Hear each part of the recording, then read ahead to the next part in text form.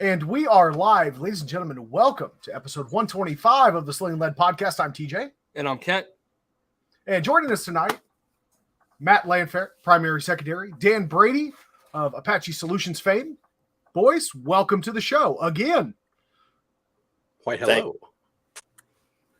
So we've had each of you on the show, but never together. It's okay. I've got Kent here, so there's an adult in the room. Yes. That's questionable. But for those that don't know who you guys are, let's go ahead and go over some introductions. Dan, how about you go first?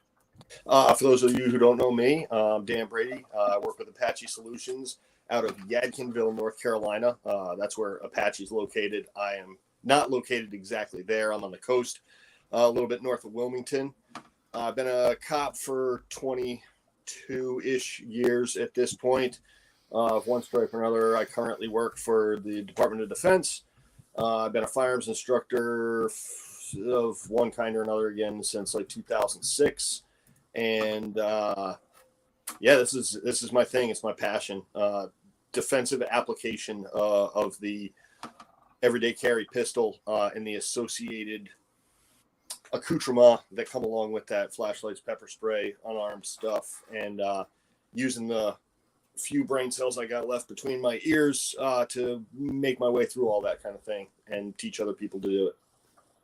Well, awesome, man. We're definitely glad to have you. Certainly looking forward to tonight's content. But before we go too much further, Matt Landfair, welcome back, brother. Oh, thank you.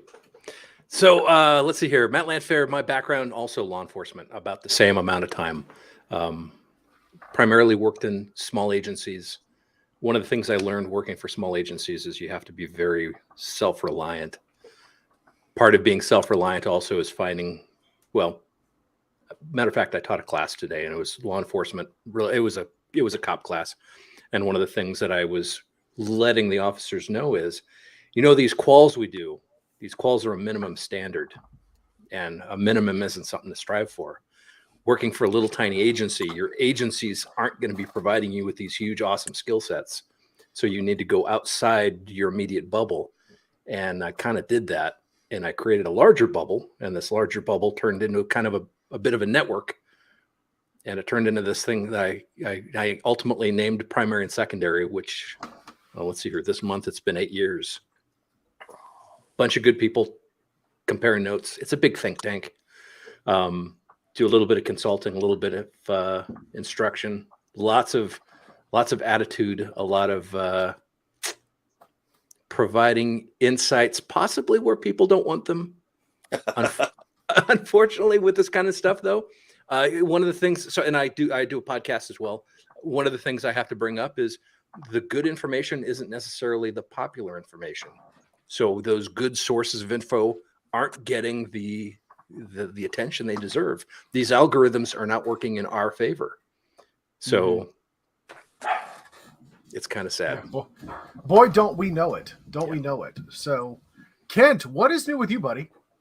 Okay, so first of all, when Landfair says he does a podcast, what he means is he has 111 Facebook groups.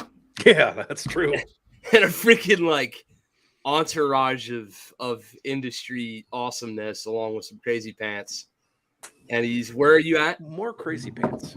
Like 347, 367. What was the number I saw on my iTunes recently? Oh, yeah. Last night did 324.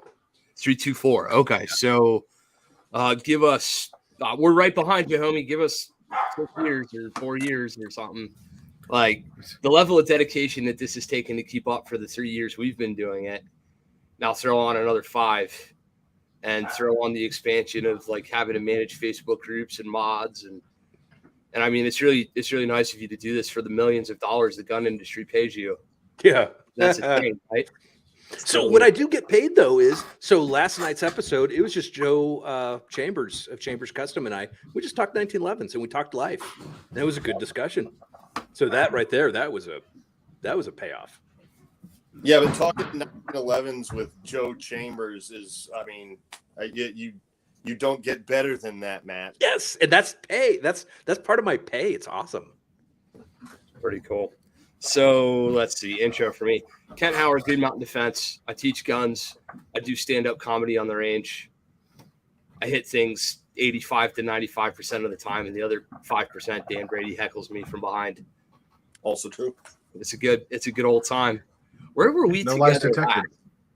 Were you here last, or was I there last? You were here last. I was there last. Right. Yeah. No. You were in Yadkinville. I was teaching at your place last. That's Yeah. right. Yeah. Defensive pistol metrics. Excellent class. Dude, it's getting cool when we're like all seeing each other. You know, it's not years and years anymore. It's 6, 8, 10 weeks at a time. That's a pretty cool little interval. I'm starting to like that. But yeah, man, we're just here to put out some info and to try to do our damnedest to answer all the. I get tired of answering student questions one by one. So make a podcast, copy paste. We brought on subject matter experts. Listen to them. Congratulations. There's your answer. It's about the size of it. Then It's about the size of it.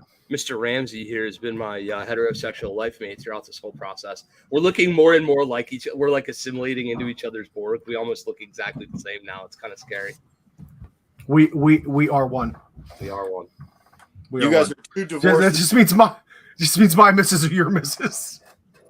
You guys are two divorces away from owning a bed and breakfast in Maine. Oh Mike. Hey, you're not that far off. It'd be the Northeast Kingdom in Vermont, but yeah, that's a thing. Oh my goodness. So That's going on, Kent. That's going on the vision board, just for sake of argument. let's The do bed and the breakfast thing. I like the idea. Real quick though, before we get into tonight's topic, right? Okay. Real quick, had to modify the overlay a little bit, folks. So you do notice an absence of Cam's shirt, right?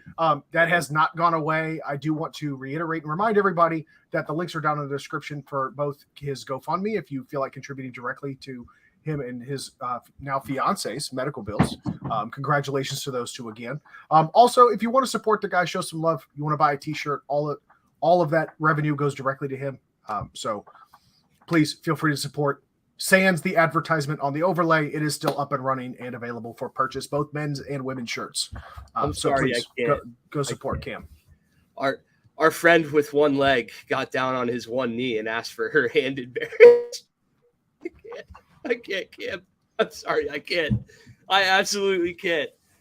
He just hopped right on it, dude. He had to do it. He put his best foot forward. Kent's going to hell counter. Bro, what I text, like everybody else on the planet texted him all this, like, you're an inspiration. It's up to 4. It's amazing. You're the best. And I was like, put your best foot forward, did you, champ? He fucking immediately was like, you are going to hell, and I love you. Hey, Kent's going to hell counter is officially at 4 now. Ken, after the podcast, I need to text you something. It's on a DL, but it's funny. Okay. Yeah, but y'all for serious, go support Cam. Turns out the VA sucks and dudes without legs need help. So please, we've donated class money, we've donated T-shirt money. I'd crack all the jokes I want. They're just a cover up for the way that I'm enraged. But my man's doing good. He's down there. What did he do? He put down 4 deer in his. You ought to see the freaking little like monster tank machine that he has. First of all, he needs to pick. He's either going to be RoboCop, right? Because he posted the clip with the G-code holster attachment on his now prosthetic leg, and now he's rolling around like fucking Ed 209. He really is. Pick one, bro. When your prosthesis has a Safari Land fucking attachment pattern, like something tells me not much will change here pretty soon. Right. So, yeah. I love the chat hate already. They're like, dude, these jokes are harsh. So we're here tonight to talk about weapon lights. Tonight's episode is brought to you by Olight, purveyors of terrible weapon lights that do not work ever.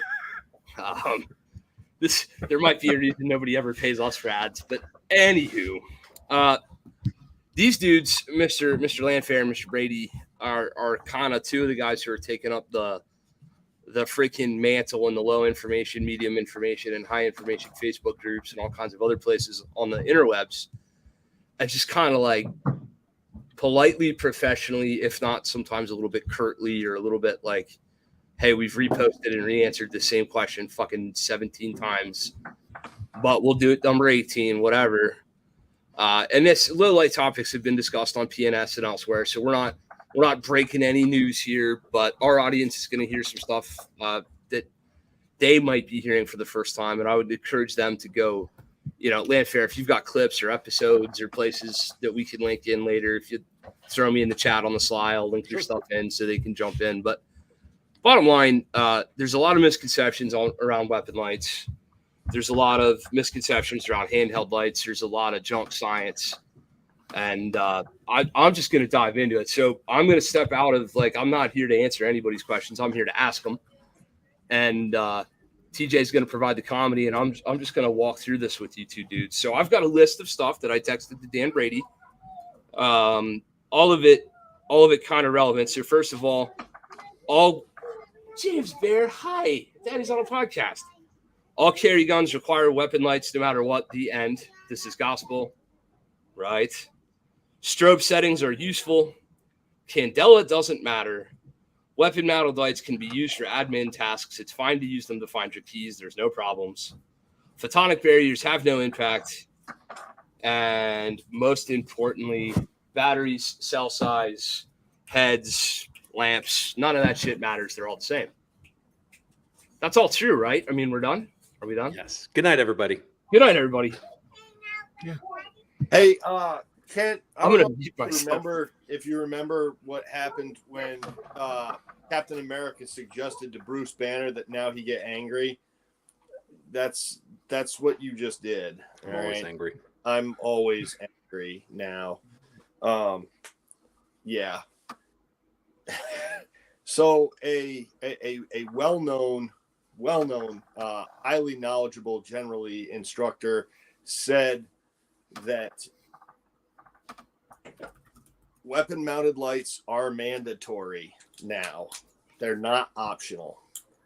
And I watched that video with interest. And I gave it I gave it a lot of thought. And I mean, you guys know, TJ and Kent, I carry a weapon mounted light. I do near 100% of the time. But weapon mounted lights, especially in the everyday carry armed citizen role, are extremely, extremely niche. Very, very, very, very tiny amount of usefulness when it comes to a weapon mounted light on a everyday carry firearm.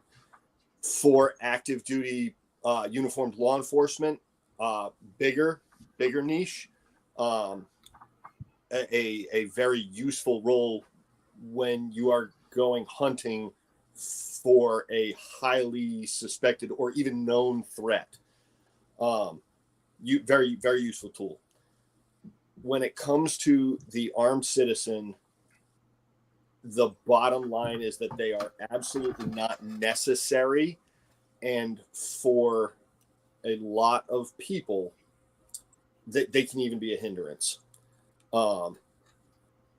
in a couple of ways. One, not everybody's built like me. Not everybody's 6'4" and 250 pounds and has the vertical and horizontal real estate that I have that allows me to conceal a Glock 34 with a WML and a red dot on it. And that space, that real estate, for some people it's finite.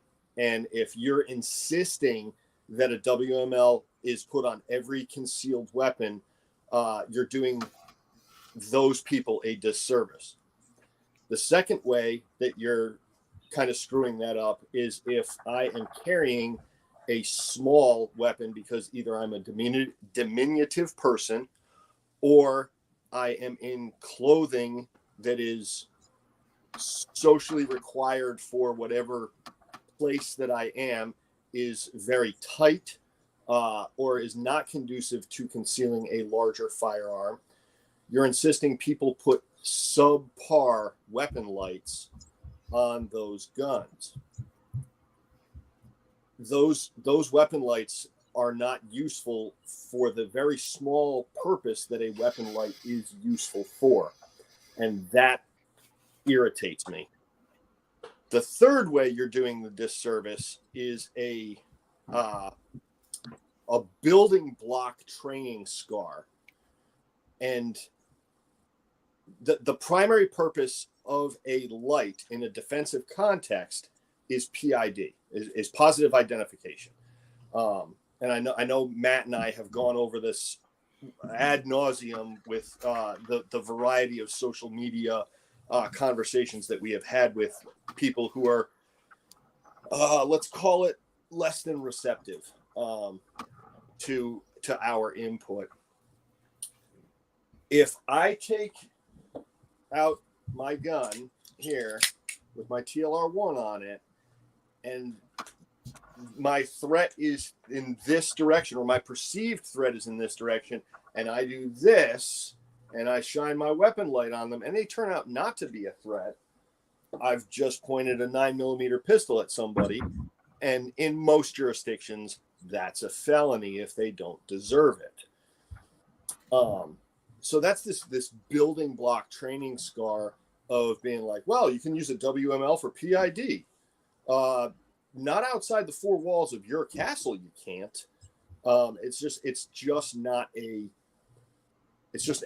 a good thing to get into people's minds when they don't already have a very solid basis of training. You receptive to questions now, or do you want me to write shit down and hit you later? Give me 1 second. From a defensive standpoint, the building block, the base building block needs to be, sorry about that, needs to be these, right? And the next thing besides this is operating this thing with only one hand, so you can do the in conjunction thing. So that's where I'm going to leave this for like a baseline, and kind of turn it over to Matt to add in whatever he wants to add in, and then shoot your shot, Ken. I'm just enjoying listening to this. It's just nice to hear. Let's hear somebody else say it for a Yeah, it really is. All right. Validation. It's just so nice. So I've been running, I want to say it was 2003. I think it was 2003 when I got my first weapon light, which was the M3. I got your beat. 2002. And I think it was the M3. Yep, Insight M3. Yeah. So it was amazing. Holy crap, this is amazing, the things we can do with it. No one discussed and this is a SIRT pistol. I'm not going to point it at anyone. No one's going to get shot. No one discussed how that amazing light was parallel with a barrel. And no one discussed, you know what, we probably shouldn't be pointing guns at people that shouldn't be pointed at back then. And we didn't consider, the firearms rules, those apply even outside the square range. If I'm on a felony stop, guess what? Firearms rules still apply. Lethal, deadly force encounter, firearms rules still apply. So where I point my light, my muzzle goes. So that was a concept that was completely foreign. Fast forward a bunch of years. And then people start talking to people like Chuck Haggard, talking to Daryl Bolke, good solid guys like that, talking about the need to have a good solid handheld and not getting it. And thinking, that's dumb. Why do I need to have this when I have this? Because I didn't have that thought process didn't connect for me. I have this awesome weapon light. Why do I need this handheld? This covers all my needs. So, I'm going to, so now I got two things. Number one, I must have grown up backwards, but I was carrying a flashlight at like 15. Yeah. Like nothing to do with guns, weapon lights, PID, fighting. I was carrying a flashlight and a pocket knife at 15 because I needed them both a lot. Purely task, redneck, breaking tractors oriented. Not a fucking thing to do with guns or fighting or anything else. I cannot imagine. There are a few days a year when, for whatever various reason, there's no way in hell I can. Tomorrow will be an example. I will be on a college campus all day tomorrow, and I'm not badged law enforcement, which means I will not have a firearm on me. I'll still have a freaking light. Like, I'll always have a pocket flash. I've never not had a pocket flashlight. So it's funny. Like, I missed that whole train when I was coming up, 10, 15 years ago in the training scene and learning and all that. The either or concept was never a concept for me. That was not I'm the same dude who has a multi-tool and a pocket knife too, I guess. I'm ugly. No women look at me. So what the fuck? It's fine. One does. Well, one does. That's right. For now. It's until she sees you again, and then I'm in trouble. But I don't know. I never understood that. Now I'm gonna put up a yeah, but, or a for instance, or a question. What about muzzle aversion and PID with a weapon-mounted light? Well, a lot of people don't understand exactly what is PID. What are we looking to accomplish? Are we looking to positively say, yes, clearly that's my neighbor Salvador? No, is this person a threat? Is this my kid? No, I'm determining. I'm looking at the entire picture here. Is this a threat? My favorite question that I just recently determined was, and this seemed to upset a lot of people, at what point do you activate that weapon light in a deadly force encounter?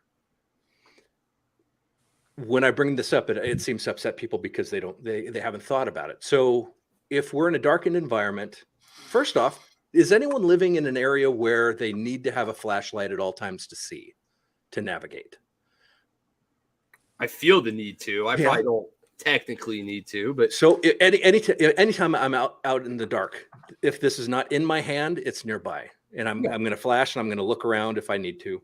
This might offend people, but this isn't going to get me charges or anything like that. It's not going to create any issues. If I can see outside, people can see me, I can see them. At what level of PID do I need to do in that environment where ambient light provides enough for me to be able to see someone? At what point do I incorporate a light? Now, my favorite example is sodium vapor lights. I think it's the sodium vapor lights. Yes. The orange tinge. Yes. So if we take certain types of lights, turn them on in that kind of light, your output is very much hampered by it. Get some lower candela, good handhelds, but low candela, you won't even be able to tell your light's on. Can I jump in right here? Okay. Kent, I sent you a couple of YouTube links that I'd like you to throw in the chat if you can, to give people some background later on. The physics of light is a funny thing, and because light behaves in two ways. It behaves as a wave, which most people remember from high school physics, but it also behaves as a particle. Okay, and those two things are heavily contributed to with what Matt's talking about in the creation of photonic barriers. If you're trying to get through a heavy photonic barrier, such as a sodium vapor light, I want people to think about it this way. If I have a squirt bottle and I'm trying to squirt Kent in the face with a squirt bottle, and I have a waterfall coming down in front of me, that squirt bottle is not going to be able to penetrate that curtain of water, even though they're the same thing, water and water, right? But those particles interact with each other. Light acts the same way. If I have light emanating from top down and it is a heavy light, and I try to shine my light through that to get to a darkened area behind it where, say, somebody nefarious like Sergeant Landfair there is hiding in the shadows, if I don't have a high candela light, a heavy stream, think of it as a pressure washer of light. If I don't have that to penetrate that curtain of light, I'm not going to see him. And for those playing the home game, because I've got to have a role here, Sodium vapor lamps are widely used for lighting in outdoor areas like roadways, parking lots, security areas, airports, and goods yards. That's from tutorialspoint.com. Bottom line, folks, parking lots, parking garages, street lights, those things that had to come on before you came home and you get your ass whipped, right? Those things. So I had a Facebook post a month ago, and I asked people to, share a picture of what the night sky looks like where you live. It was specifically to see how many of those lights are taking up the landscape. There are so many of those lights everywhere. That just tells me I need to have a high candela light. Those happen to also cast very heavy shadows. Yes. So, All right. Going back to PID, Thank you. in that kind of environment, how do we PID? Okay, so I see an unknown. I'm going to flash them. See, okay, are they? What is their body language telling me? What direction are they doing? What direction are they walking? What are they looking at? Where are their hands? Can I see all of this? If I can't, shine a light. That's my PID. Lesser lights aren't going to be able to do that. Now, that being said, if we're in an environment where, I can see everything just fine, PID is done without any lights. Do I need any additional light source? Possibly not. It's so difficult to nail this down because there's so many variables. We can go in the absolute worst conditions. We can go to a Walmart parking lot at dusk with those lights on, and most handhelds are going to be worthless, but there's still going to be some heavy shadows just because of the weird light effects and stuff like that. Right. So with that in mind, at what point, if we reach deadly force, well, do I need to activate that light? Do I need the light? What is the light doing for me? If I already know, if I'm being attacked, do I need to illuminate this person? Correct. And I know I've heard Kent say words similar to this before, is that the vast majority of people that we are interacting with, especially via social media and not necessarily in classes, they're looking for a simple answer. And the fact of the matter is that there is not a simple answer. Everything is contextual. Everything has other nuances that matter in that moment, which is why training is so important. I can't just write 6 paragraphs and say, please read this, because it's not a final answer. There is no final answer. Which is why all 4 of us still continue after all of these years to continue to seek training from other people who know a lot of shit.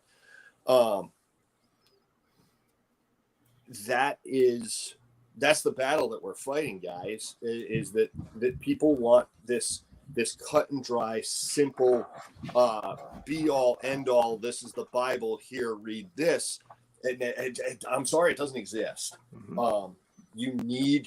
You need to have baseline information. You need to understand concepts, and then you need to contextualize them for your own purposes, your own environment, and how you live your life. Because what Matt Landfair does out in the Western United States has very little to do with what Dan Brady does on the coastal Eastern United States.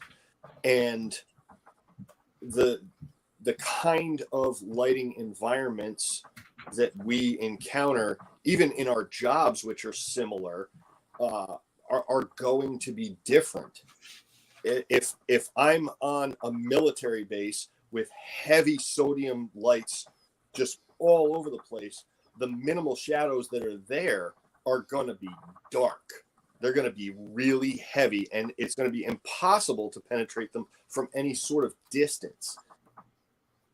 If I'm out in the Wasatch Mountains out there and it is pitch black, my little $20 lumen top that's the size of a tube of chapstick could probably illuminate 600 yards of open area in front of me, because there's no other light, and all the reflected light is going to be visible to me. The context is super important, and I really wish that we could get people to understand that a little bit better. So All right, I want to play. There's a couple of viewers who I know who they are, so for their benefit, I'm gonna play some definition game, and I'm gonna cut out a couple assumptions here. What criteria need to be met for lethal force to be used or exercised in the first place, right? So, what are the rules of engagement, and how are they different depending on your use case? So we'll go. Not that.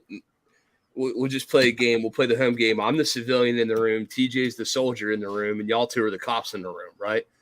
Brady, I know Marine and and all that stuff. But just for like the differences in at what point can I go tip on with weapons and point them at humans, right? So in my context, walking around the Commonwealth of Pennsylvania with a handgun,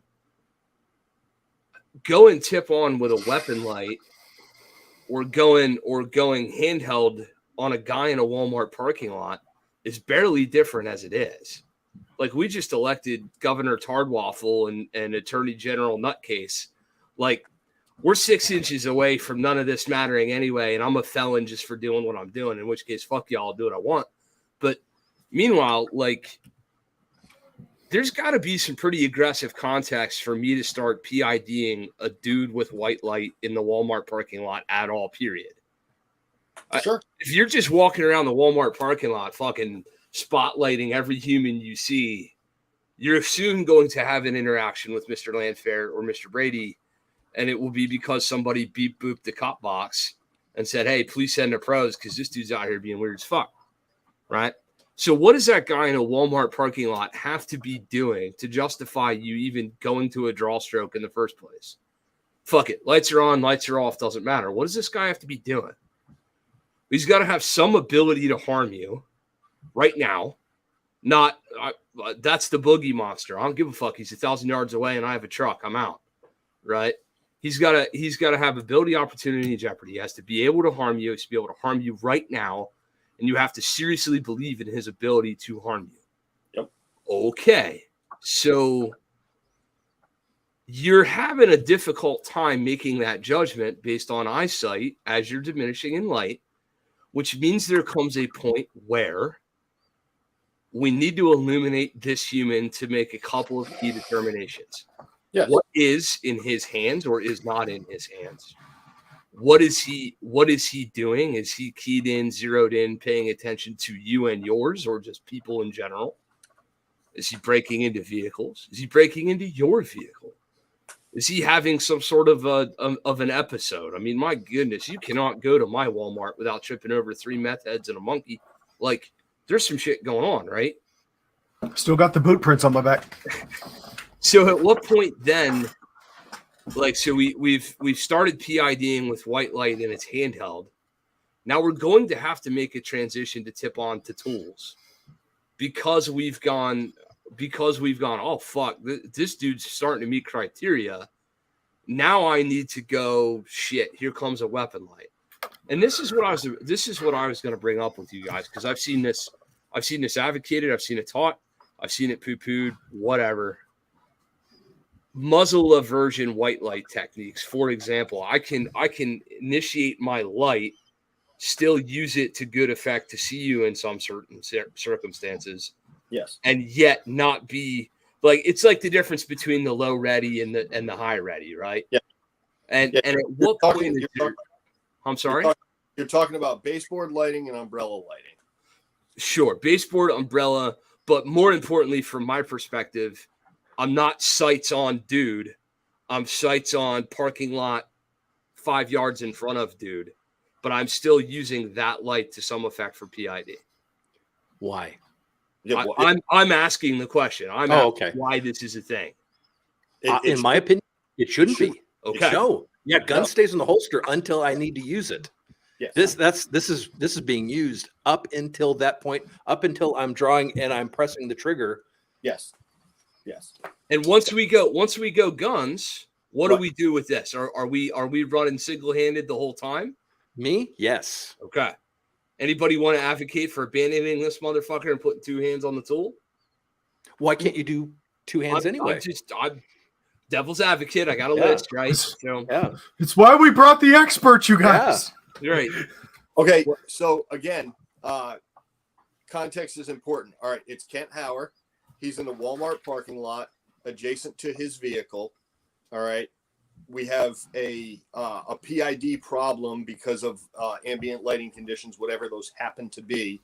We have used a handheld light to identify whatever this particular issue is. And because I know Kent Hauer, I know that is very likely a mod light, and that's probably blasting that dude with about 68,000 candela in his eyeballs. So if that dude is somehow looking through that wall of light and I don't know, has the machete in his hand or whatever you have identified as the time to do the pressy thing, and look at the bumpy things and put the thing on the thing and do the thing, like you say. Hey, that's trademark, motherfucker. That's fine. In that context, there is absolutely no reason for you to put two hands on the gun. There just isn't. There's another thing that I kind of wanted to go into a little bit with this, not just context, not just using in conjunction, not the little flippy thing that Kent just did right there with the ring. I'll just head into his microphone while he's at it. Human beings are visual creatures. We get somewhere around 90% of the information from our environment visually, unless we're visually impaired. Even with Kent's portholes on his face, he's still gathering, most of his information visually. The other thing about it's echolocation, but sure. The other one of the other things about humans is that when we are in duress or under duress, when we have a threat that we have visualized, we're not taking our eyes off of it. We are going to focus on that. So if you're focused on that, Kent, with your flashlight, what are you not going to do? Right. Anything else with this flashlight except keep that threat lit, right? You can, I'm not going to say you can't work in a draw with a flip. I'm going to say you can't. I'm going to say that that's not behaviorally compliant, and training over behavioral compliance is incredibly difficult. It takes thousands and thousands and thousands of repetitions. Why not just train in conjunction with behavioral compliance and just, hey, I'm going to keep this threat lit, and I'm just going to go ahead and do a one-hand draw and engage with that. And once I've dealt with the immediate problem and it is dealt with to my satisfaction, and I can scan my environment, call somebody with badges or whatever it happens to be, then I can do things like improve my position, maybe cover down on the threat with my weapon-mounted light if that's still justifiable to some way, shape, or form. But the idea of flipping my light around and doing these kind of choreographed gymnastics, to me, it just doesn't ring as a truthful use. What do you think, Matt? So we're on the cusp of deadly force. I've determined, okay, I need to shoot this person. Yep. Something to bear in mind, and this might be difficult for some to and I mean that, for some to understand or accept, and this is me being a smartass, the hotspot of your light does not need to be center of the target. It can be off. There's a possibility you've already identified, yeah, that's a threat. You know what? I don't need to have my light on anymore because I can see them. What is additional light going to do for me if I can see them? If I can articulate, hell yeah, that guy's coming at me. He has a machete or he has a gun or whatever. Well, okay, I've established that. I can go right into shooting. I don't even need to use the light. There's that possibility. This goes back to what I was saying before. Who's living in an environment where it's completely dark, where I need this to track the bad guy and we're going to hunt him down? That's not what we're doing. We're talking about deadly force here in defense of my life or defense of someone else.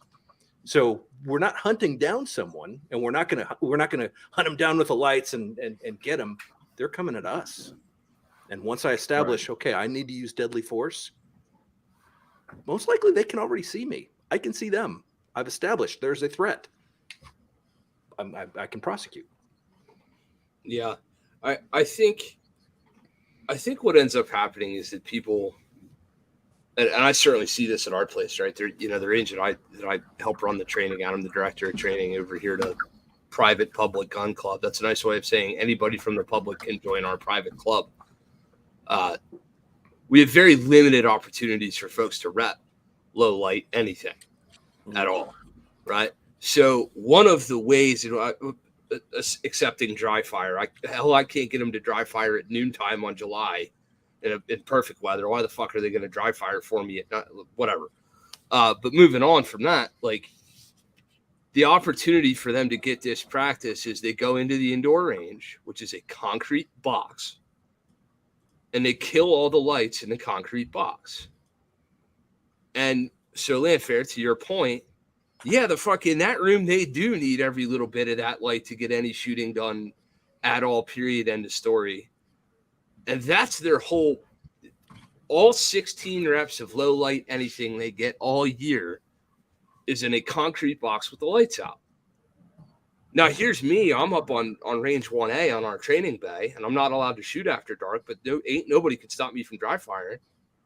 And it's a whole different world up there because I got moonlight. I got the spotlights off the building. Realistic conditions. Right. I'm actually up there going, hey, this is what this is going to look like. I'm probably not going to wake up in a concrete, like I'm going to fight my way out of a fucking coffin. I don't think so.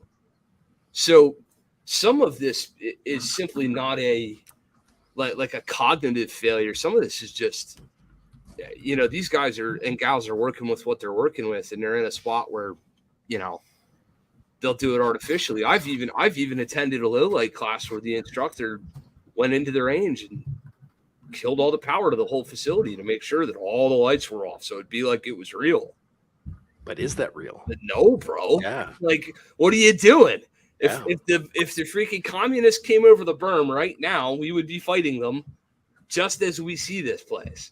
So you're training for the worst day of your life and a power outage at the same time. I mean, I guess Murphy is a dickhead. Come on, y'all. Like, well, I was just going to say, one of the things I've been saying recently was, here's my wonderful TLR6, biggest piece of shit in the world. If you need absolute perfect dark conditions for your light to work well, it is a shitty light. Yeah. All right, so let's talk through. I took my TLR6 off of my Glock 43X a long time ago. So let's talk through two things real quick. First of all, y'all two were bragging about having the first weapon lights, and you're both wrong. TJ, show them.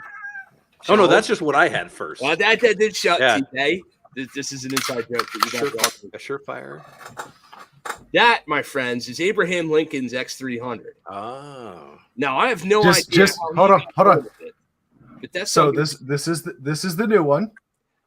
He showed up with that X300. I'm like, hey, dude, you got a weapon? Allow me. So, assuming that Surefire serial numbers their weapon lights sequentially, so order of production. My newest one, it's a X300 Ultra Bravo series. This one is B for the Bravo model, but 152,229. My Abe Lincoln's is a 30,221. Uh-oh. That bitch is old. He turned it on with fresh batteries, and I was like, homie. Is it on? What do we do? Anyway, that's like one of our defining moments training together. I was like, what the fuck do you have on that gun? I harassed him into getting a new one. It's a really old, but still it is still an effective shot. Okay, it's really dim. It's dim. So it works in my floodlight, damn it. Right, yeah, it does do that. Let's talk about what makes a good light and what makes a bad light, because we're gonna have to get scientific. First of all, what's the difference between candela and lumens? Somebody want to jump in on that? Some candela, the overall output. No, lumens are the overall output. Candela is the focus, at its focused area. Okay. Something So like that. concentration of the beam versus call it Your hot frequency spot. or strength of the beam, right? So Look at it as horsepower and torque. there you go. That's a great analogy. So what's the like let's set a floor. Let's try to be brand agnostic other than Mod Light. 50,000 50,000 what? Candela. Okay. So For me, that is, I want 50,000 in a weapon light or in a handheld. right. And these are not administrative. And administrative lights can be my weapon light, same thing. Administrative lights can be my cell phone. It can be all kinds of things, but things that are specifically oriented towards defense. For me, I want to start at 50,000. Okay. What about lumens? Oh, hell, it can go 650. All right. OKW is 650. Yeah, I would venture to say that when it comes to defensive lights, that the lumen output is, I don't want to say immaterial, but it's way lower on the order of priorities than Candela. You asked the question, and my initial thought is, well, I'm not really sure. And the reason I'm not really sure is that nobody knew what the hell Candela was till about 3 years ago. Because the way lights have been manufactured since 2002, when the first weapon lights were, well, the first viable weapon lights, let's say, was basically a remodeled Surefire 6P. It's got two CR123s. It actually had a bulb. It put out a whopping 60 lumens, which honestly, compared to a 3D cell mag light that I got issued when I went to the police academy, was actually a substantial increase in the amount of light that was coming out of that. And I was like, holy shit, that's bright. Now I actually still have an X200 sitting around here somewhere that puts out, I don't know, 120 lumens or so. Now that we've reached this point, this renaissance of manufacturing lights, of quality lights, and we know the things that we know about how light works in the context of personal safety and in defensive use of white light, I think 50,000 is a reasonable floor. I think if there are people out there who don't have the financial resources to get to the 50,000, the lower end of workable is probably 20,000 Candela, as long as it's pushing about 1,000 lumens. And I'll stick the brand out there, the Streamlight HLX. Yep. There's Greg Elfert's actually put out a special today, $64 on Amazon. Yep. If you need to get into a decent handheld light and you're financially strapped, I think that's a workable entry level light. And by the way, durable as shit. Oh yeah, Mm-hmm. They're in all my packs. I was like, everyone who has at least one of those lights. Yeah, really, absolutely. Yeah. That's what I had my wife carrying for a while before she wanted to get more serious about stuff. I buy those lights and palm pepper spray. Yeah. For like every new person I give a shit about in my universe. Like anybody who comes into my universe to where I'm like, oh, I really care about you for some reason. Here you go. I'm blessed to be able to hand you $100 worth of shit. Yeah. Here it is. I have not received any palm pepper spray. It's in the mail. Well, my intention is to give you the business end of some here in a couple when we do some pepper spray training. I can't wait. Let me provide some defense also to my answer. Please. Because some people will say, well, that's too bright. What I can do with this is we're talking about this is a defensive tool. Using this as a defensive tool, there's technique that I can use where I don't need to be my eyes don't need to go where the hotspot is. I can put the light anywhere and create light. So perfect segue into MG's question. Oh, good. Yeah. So I can use technique to not mitigate, to lessen the output of the light, but I can't create more light out of something that doesn't have the output. So I want to be on the higher end, and I can control it through technique. Absolutely. So to MG's question, yeah, if I mod light PLH you in the face, you're gonna know I did it, and that's I'm not gonna put that in the equivalency of pepper spray, but we're climbing the ladder to a point. One of the things, all right. So when we taught AEDC up at your range, Kent, when Tim and I were up there teaching AEDC, I cover a short introductory block on less lethal considerations, right? Yep.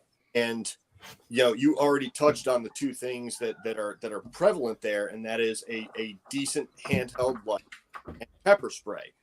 Now, if I pepper spray TJ in the face without a real cause to do so, in any fear of assault, I've committed a crime. That is an assault. I can hit him with any amount of light on this planet that comes out of an LED, and it might be rude, but it's not a crime. You can't be prosecuted for that anywhere in America. Now, I do feel it's necessary. Yeah. I do think it's necessary to outline, though, the shock and awe aspect. It's not going to be it's not guaranteed. Like pepper spray, like a taser. No. These are, hopefully it might do something, but don't count on it. If it does, awesome. Good deal. Hell, there's no guarantee your pistol bullets are going to do something. It's true.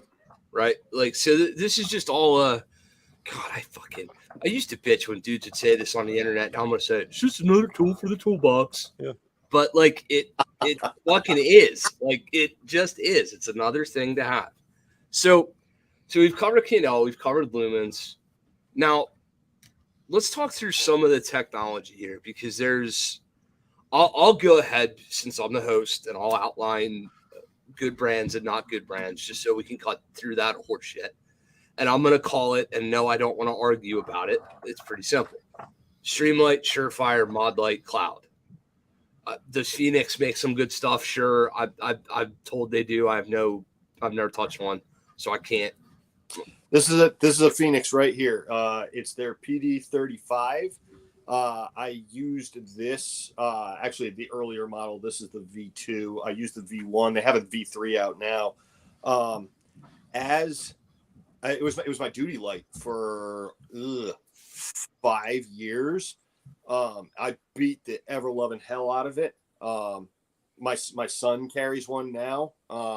Just proving that he can carry a $60 light before I give him a $200 light. That it's kind of the way to go with teenagers. The only problem I have with lights like the Phoenix is that they are multi-mode lights. Oh yeah. And the thing is, and after you've taught a low light class or two, somebody will pull out a multi-mode light and they will hit the end of it, and 13 lumens will come out of it because it changed modes. That needs to be a topic. And 10 tap programmable and the whole. Right. So yeah, that's my primary problem with them.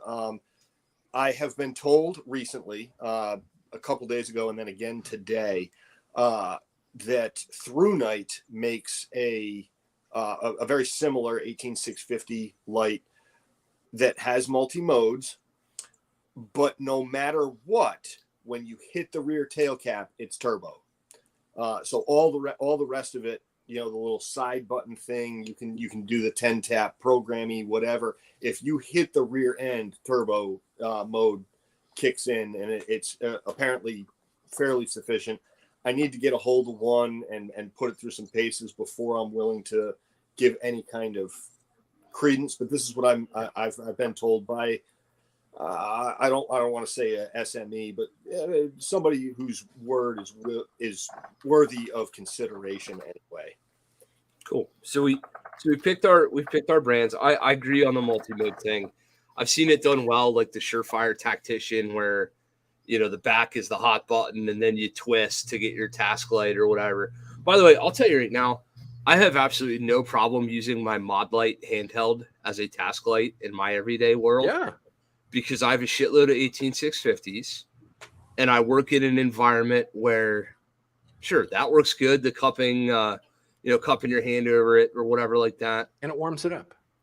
It does. I work in a world where I get away with an awful lot given what I do.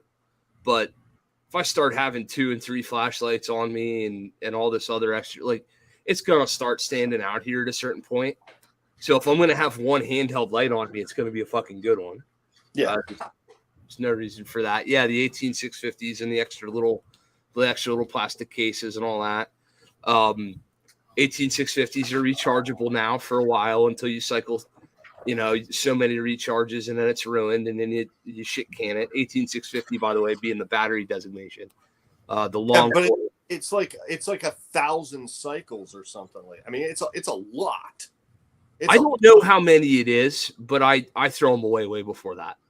I mean, it's a lot of cycles before you really start losing any kind of appreciable battery life or output. It's a lot.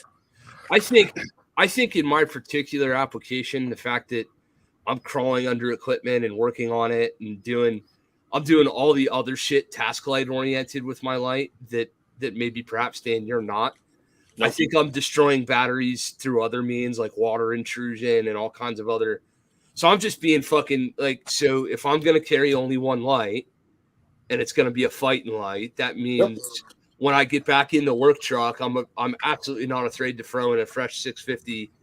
And if I'm a little bit remote now doing some shit, I'm absolutely not afraid to throw the other one away either and move on with life.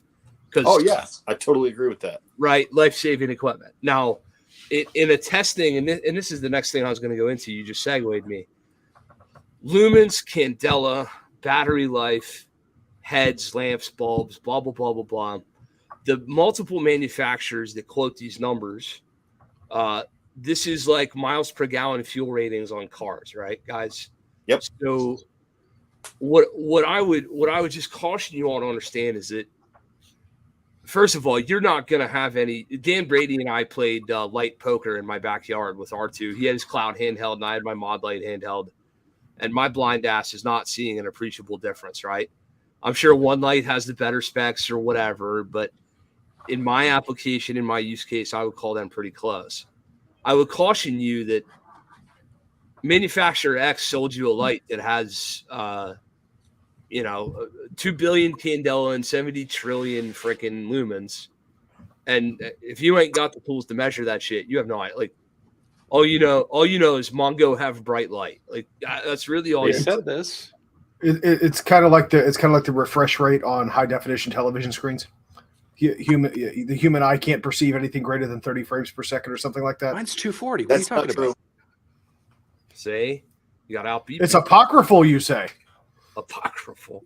What I'm saying is really there's just like, oh Christ, if I bring up body armor, Landfair is going to start talking and not stop until tomorrow at noon. This is going to be a 48-hour episode. I can do that.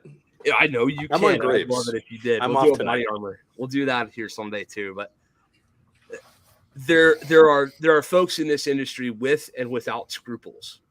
Yeah. Take your data, industry insider info, and your stuff accordingly, because I mean you can go right now into the mod light and into the cloud owners groups, for example, and you can have like, meanwhile, hey, congratulations, y'all are the good guys. You figured out that quality lights were a good thing. Let's just all be friends. But I mean, we can fanboy at each other to the moon and back, arguing over specs that the consumer has no ability to test anyway. You can compare brands on anything, right? Sure. When you the primary difference in quality versus not quality comes down to what the quality control procedure.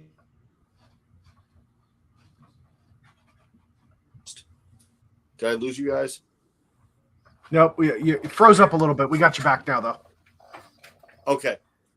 So quality control procedures for a manufacturer are sort of what set each company apart, right? I can argue back and forth on what is a better handgun, a Walther or a Glock or a CZ. I can go back and forth. It comes down to user preference, generally speaking. Yeah. As long as it is a quality manufacturer. But what do we have here? We have industry bars, right? A bar for entry on what is the standard? What is the par for a given tool, right? If somebody says, "Hey, what should my first handgun be?" Like, maybe 6 out of 10 gun guys are going to be like, "Buy yourself a Glock 19," because you can't go wrong with a Glock 19 to start. It is a incredibly ubiquitous, reliable firearm. Why would you not? It's relatively cost effective. It is extremely reliable. It's accurate enough to do what you need to do. Those are the bars that we all generally accept. We haven't generally accepted what the bar for entry with a defensive light is. And that's where all of this internet hullabaloo comes in, and everybody's screaming at each other. Well, this light lasts 10 minutes longer than this one on turbo, and it has, 150 more lumens. Your eye can't perceive 150 more lumens when you're talking about 1,000 lumens. You can't perceive that.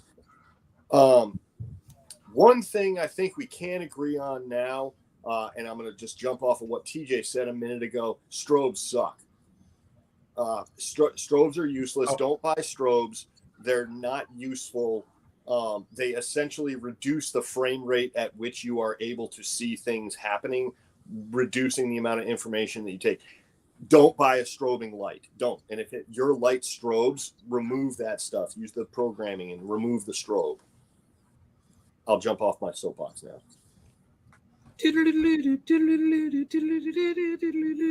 That's what I just hear, like rave music every time I see a dude.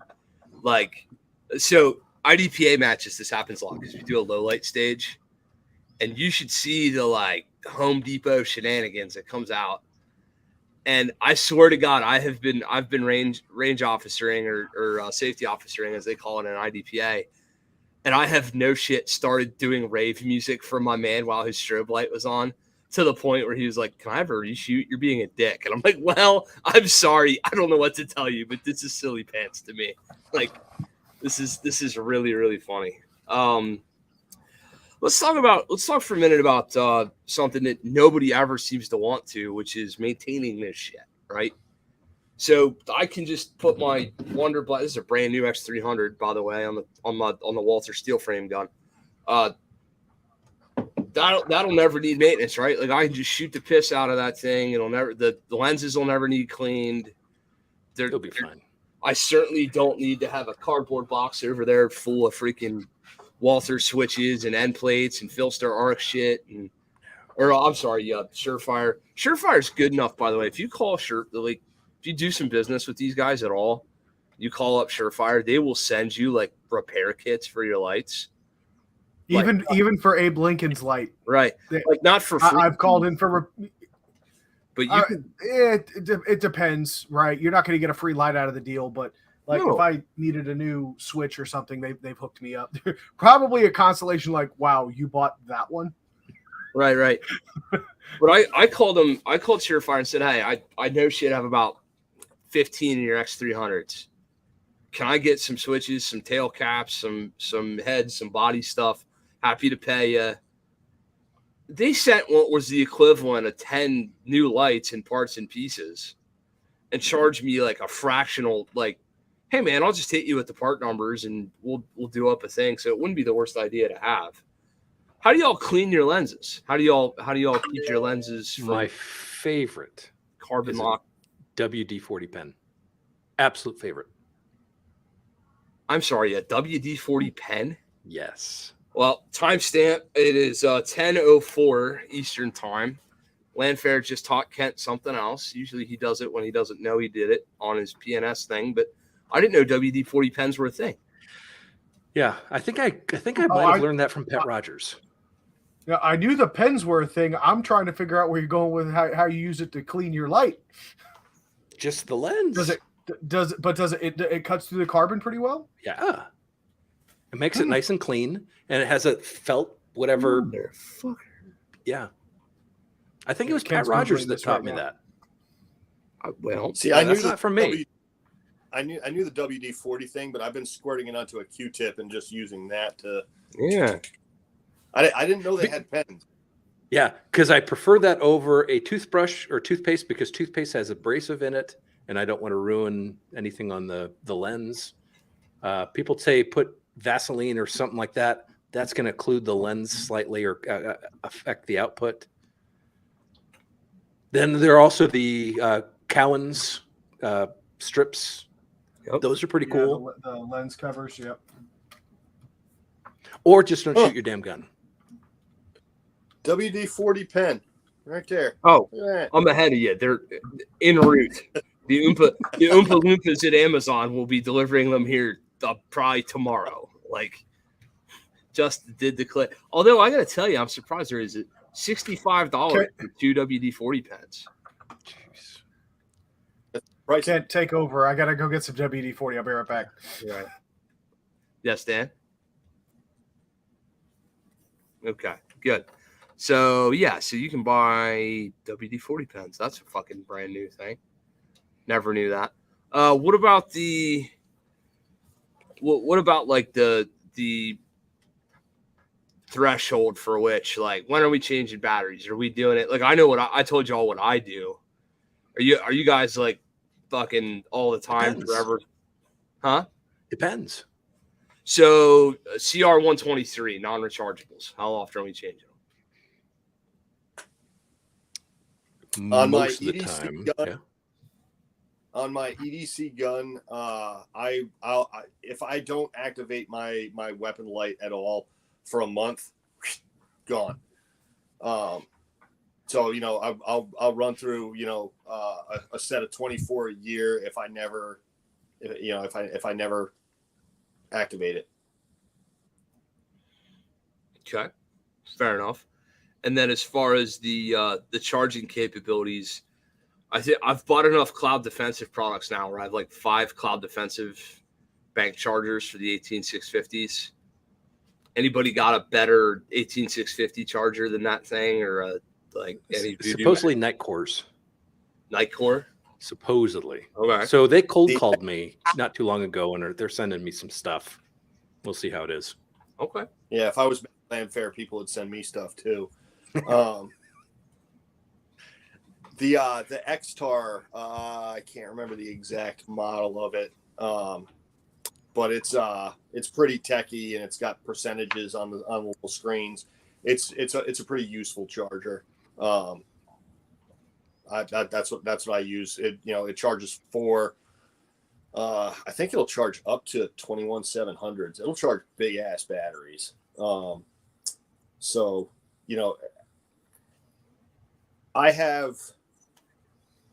I probably don't have as many 18650s as Kent Hauer, but I've got a fair number of them, and the vast majority of them are Samsung 30Qs, I think. The purple ones, yeah, 30Qs. I would say they're probably the most reliable and economical 18650 out there. Cloud wants I don't know, $19 or something like that for an 18650, which is probably a re-wrapped 30Q. But those purple 30Qs, I think they're about $6 a light, or $6 a battery, I should say. And I think if you buy 6 of them at once, you get one for free or something like that. I've got a fair number of those. High quality 18650, either the Samsungs or the Panasonics. Or if you are bound by a warranty, stick with the cloud battery in your cloud light.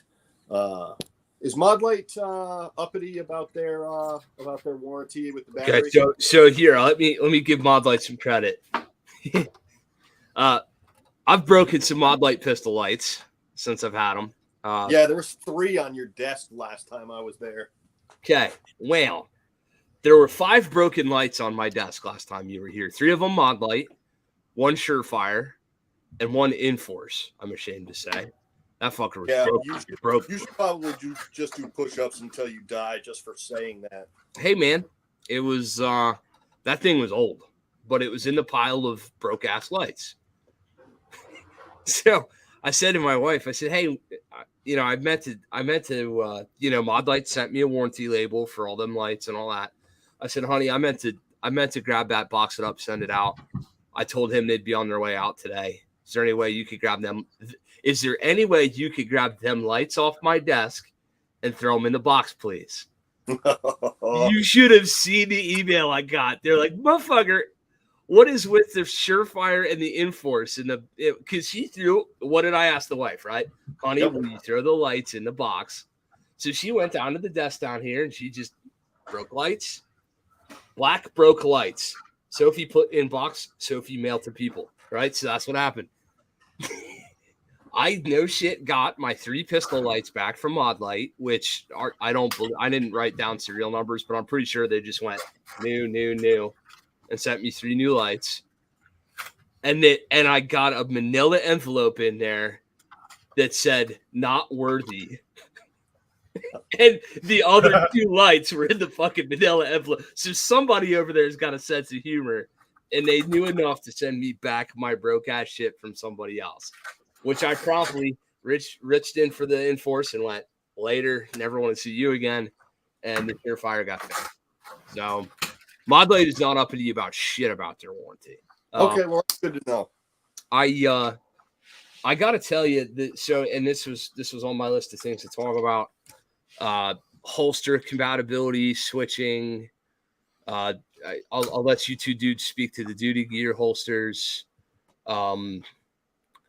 So, and I have an example here, and I know this is going to be show and tell on an audio podcast, and I'm sorry, but regardless, for example, this is a Walther steel frame gun. Regardless of which, whether you use the universal or whether you use the, what's the other one? 1913 rail adapter in this thing. This sits just a hair further forward than I would like it to on this gun. Okay. And if you will notice what has happened to my freaking battery door back there, the bitch got bumped open. Yep. The battery door on a brand new light gets bumped open all the time on me with this gun. Landfair, you got Walther stuff. Are you having this problem? I don't use the weapon lights. You don't use what? Weapon lights. You don't use any weapon lights ever. For duty stuff, I do. Okay. So this guy specifically, TLR7A, purely, I purchased this to see what it was about. Not a fan. Okay. It looks nice though. But if I were to carry this regularly, I'd be removing the weapon light. All right. I saw that today when he pulled it up like this, and I was like, if he endorses that product, I'm probably going to just hang up this podcast. I don't even know if it does work. Okay. So I don't know what it is with the Surefire and the Walthers, but that happens to me. That happens to be on Walther steel frame guns. Well, here's another steel frame. Let me see that with one. A Bravo. Okay. And this is the full size. Right. So mine's the 4-inch gun. So yeah, that's the other one.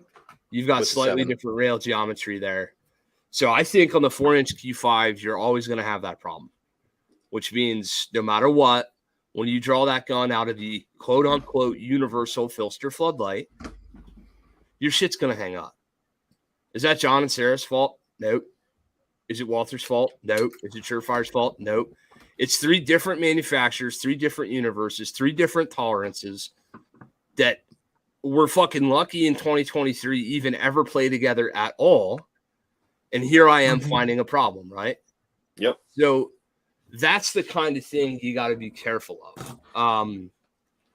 when brands and manufacturers and whoever says the word universal, what they really mean is works for Glock, shut the fuck up.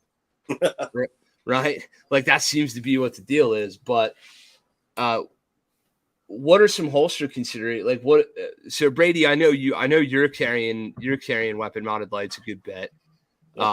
What are you finding from like? Are you running floodlights? Are you running MSP holsters? What are you running for a holster these days? Well, because I don't get a lot of stuff for free from companies, unlike other guests on your podcast, and my weapon lights. I have 2 Surefire X300Us, and I have 4 Streamlight TLR1 HLs. That is my go-to sort of recommendation for a weapon light. It's a lot like a Glock. It's economical. It works very well for what it is supposed to do. It's very reliable, and you can beat the living shit out of it, and it'll still work for a while. So I have stuck with the Henry Holster Spark for the last year and a half. I wore that holster in Craig Douglas's ECQC class. I've rolled with it on. It is a bomb-proof holster if ever there was one. And if I ever get a chance to shake Andrew Henry's hand, I'll probably make sure I take a selfie with him too, because that dude makes an awesome holster. And he's a great guy. And so I'm a real big fan of that. I do have a couple of floodlights for my Enigma setup, my WML Enigma setup. I also have a non-light bearing Enigma for things like tuxedos, sweatpants, stuff like that. Kind of the high and low on the garments there. But yeah, I have worn an Enigma in a rental tux. I have worn an Enigma wearing sweatpants and a wife beater. They're great products. Filster makes awesome holsters. Like Matt, I've pretty much, or like me and Matt, I've only interacted with Sarah online, and she seems like a wonderful human being. So I can't say enough about those. I know a few people who are using the MSP Pro holsters, and I've fiddled with the MSP holsters. Real solid looking. It seems like a quality product. I would have no hesitation to throw one on for a little while and give it a few hundred reps. I wouldn't see a problem with that. For duty gear, it kind of starts and ends with Safariland. I'm not there was some company, I think it's called like US Holsters. They broke away from Safariland. US duty gear. US duty gear. They essentially use the exact same footprint. I think some of the same machinery actually to make the holster, but I think they pretty much only make for Glocks, maybe Smith and Wessons, and use an SLS. And okay, so I've dealt with Safariland a good bit recently in testing, because we're testing out a red dot and weapon lights at work. So I had to get a hold of Safariland.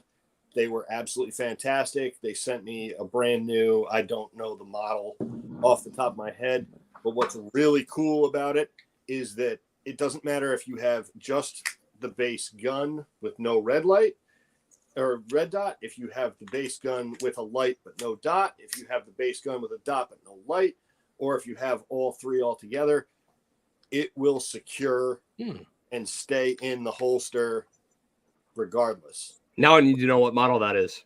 Yeah, I'll find it for you. It's on my duty belt in my bedroom, but I don't want to wake up my wife to go get it.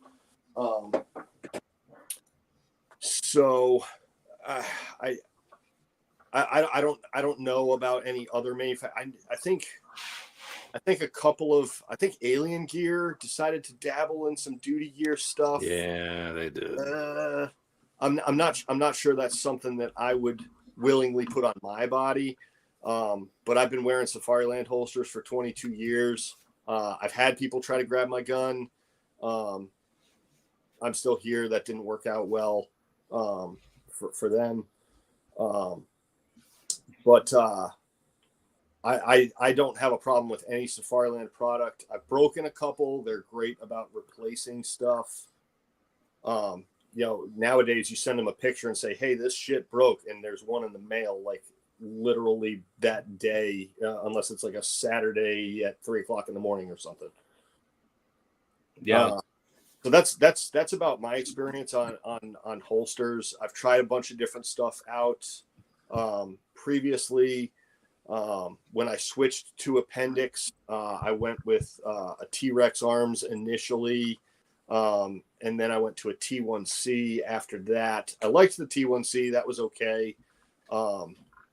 Once my good buddy Zach Halstead, he bought a Henry holster, and he said, hey, check this thing out, and he handed it to me, and I was like, I put it on, I tried it on, and did a couple of draws with it, and I was like, hey, here's $90, you're not getting this back.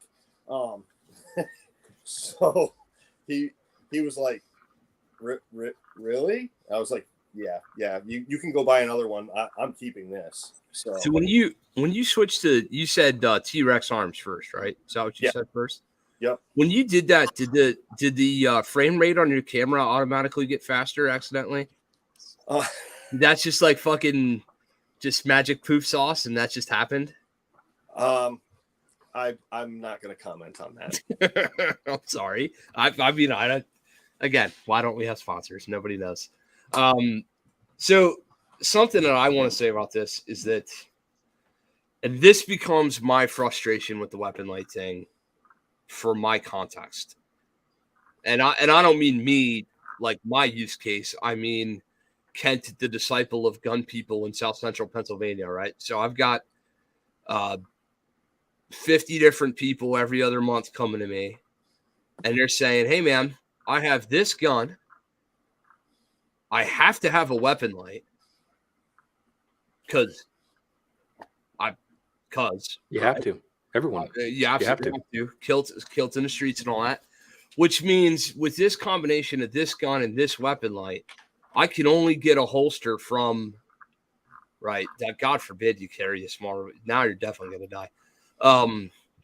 So we go, hey, man, I'm only going to carry a Glock 48, which means I have to have a TLR7. Now, why doesn't Filster make a holster for a Glock 48 and a TLR7? This is a clue, my friends. It truly is. This is one of these things where it's like, hey, if no reputable holster maker supports your combination of bad fucking life choices, that should be the clue. I wish John and Sarah would just put on your website, if you guys hear this, on your website, the first drop-down menu should be gun, second drop-down menu should be weapon light, third drop-down menu should be, are you fucking kidding me? Go back up a square. But they won't do that, so it just doesn't exist, right? It just poofs and it's not there. But the student is like, I have a young lady with a Walther PPS, which is hard enough to find holster shells for, and I need a weapon light. Well, no, you don't. But we're buying holsters from Jim Smith's Kydex shop on eBay. Yep. Because he's like, I'd make you one of them. Yep. And I'm like, fuck, you got a Walther PPS TLR7 blue gun combination or whatever the fuck? Really? You do? It comes down. Look, I'm a diehard capitalist, Kent. But if money can be made, it doesn't matter whether it is a good product or not. Right. Somebody will buy it, and you can buy a giant hardware kit with rivets and Chicago screws and all the stuff that you need for $100. You buy, I don't know, 40 sheets of Kydex for another $200. and you buy a heat gun from Harbor Freight for another, I don't know, $30 or something like that, you're out $250, and you can make, I don't know, a couple grand off of that easy if you just find weird, obscure holsters to make for people who want them, because John and Sarah and Andrew and everybody else who knows what they're doing when it comes to weapons in Kydex, they're not making it. They're simply not going to, because it's not a quality option that has a lot of demand. But there is some demand out there, and the guy in his garage who's bending Kydex, Yep. he can make a holster for I don't know, $6 and sell it on eBay for $45. It's a pretty good profit margin. Or he can bring that whole kit and caboodle with him to every gun show in PA, and he can make you a holster for whatever terrible life choice combination you just made. He could put a foamy clip on that bitch, and it can have skulls and your favorite football team's logo on it while you're at it. Yep. What do you got there, Landfair? I hate foamy clips. Oh, yeah. So let me give you a reason why the 7, the 6 aren't good ideas, the TLRs. A lot of people go strictly off of numbers. X amount of lumens, X amount of candela. They're not taking consideration realistic light environments. If my weapon light has poor output, if it doesn't have needed throw, what do I need to do to illuminate things? I have two choices. If my light can't reach something sufficiently, if I can't bounce the light off the ground to illuminate someone, I either need to close the distance so the light works, or I need to muzzle the thing. Yep. Those are not good things. I don't know if people think about that, but no, they don't. That's the answer. Is that people don't think about what their realistic application is. I can't remember if it was on one of the threads that we were both on, Matt, or if it was on your personal Facebook. But you did an illumination, I believe, inside your own house of a recessed doorway. Yep. With both a high candela light and I believe it was a TLR-7A. Yep. And man, you couldn't see shit inside that recessed doorway. And that was, I mean, I'm just guessing. I'm going to say 12 yards, maybe 30 feet across a larger. Yeah, 25-ish. Yeah. Okay. As a matter of fact, it's just over there. Yeah. So, based solely upon a picture or two comparison pictures in a extremely realistic environment inside, a common American house. I mean, you can see the difference in what is a reasonable and accurate use of light. And the fact of the matter is that there so far, and this could change in the future, there are 0 subcompact lights that put sufficient throw, put sufficient candela out there to fill the very, very small niche that a weapon light needs to fill for its purposes. All right. So people will still ask me, well, if this is the case, why do you carry a weapon light? Well, I can think of a couple instances in which a weapon light on my EDC gun would be useful. The first of them would be, say, a movie theater active shooter. All right. It's happened before. I have identified an obvious threat because it's an active shooter. But if I want a good sight picture, because I don't know what is exactly around that shooter, a weapon mounted light might come in use there. But I haven't been to a movie theater since COVID started, so I don't know why I'm talking about that. The other being is if I came home and say one of my children or two of my children were home while I was gone, and I found the front door kicked in, I might need a weapon light for something like that. I'm gonna give you another one, and this is a change for me. This hasn't always been my thing. and it's new life circumstances. It has nothing to do with tactics or anything else other than new life circumstances. I don't know if y'all noticed, but I'm a papa to a little human who has use of thumbs and doorknobs now, right? Like my man's just walking up into daddy's podcast studio, doing whatever the fuck he wants to do, right? So my paradigm of defensive shit in my home went from like mom and dad can do whatever they want with these tools and lock them up when the in-laws come over to shit, right? So I'm a big fan of the in the gun, on the gun concept when it comes to like rifle lights and long guns, which we're gonna touch on next before we get out of here. Anymore, my primary home defense tool is a pistol in a lockable bedside safe because that's the only thing I can keep his freaking thumbs from getting on right now. He can climb the damn, he can stand over on the dresser and be up there fiddle fucking with daddy's gun that's up on the wall in the rack, right? So, cruiser ready's nice and all that, but daddy's also teaching the 3-year-old to shoot, which means cruiser ready works until he's like, oh, freaking run the action on that bitch and let's go to work. Like, if I'm teaching him to do it, why won't I believe that he'll do it anywhere else? Which means that I got to roll in from work number 1 and roll out to work number 2. And I don't have time to be running in and out of the house and flip-flapping lights and changing holsters and fucking around and everything else. So guess what? Glock 34 is the gun, and it's got a weapon light on it, and it's going to remain in that condition for like the foreseeable future. There's a Glock 34 in the other little pistol, or excuse me, a Glock 48, the other little pistol safe that if like Mr. Brady's over there saying, if I got to go like nice dress or whatever, but I'm certainly not gonna like risk having the long gun up there and available for him, which means daddy's primary gun that goes to work with him and comes back is also daddy's primary carry gun is also daddy's. You get where I'm going with this?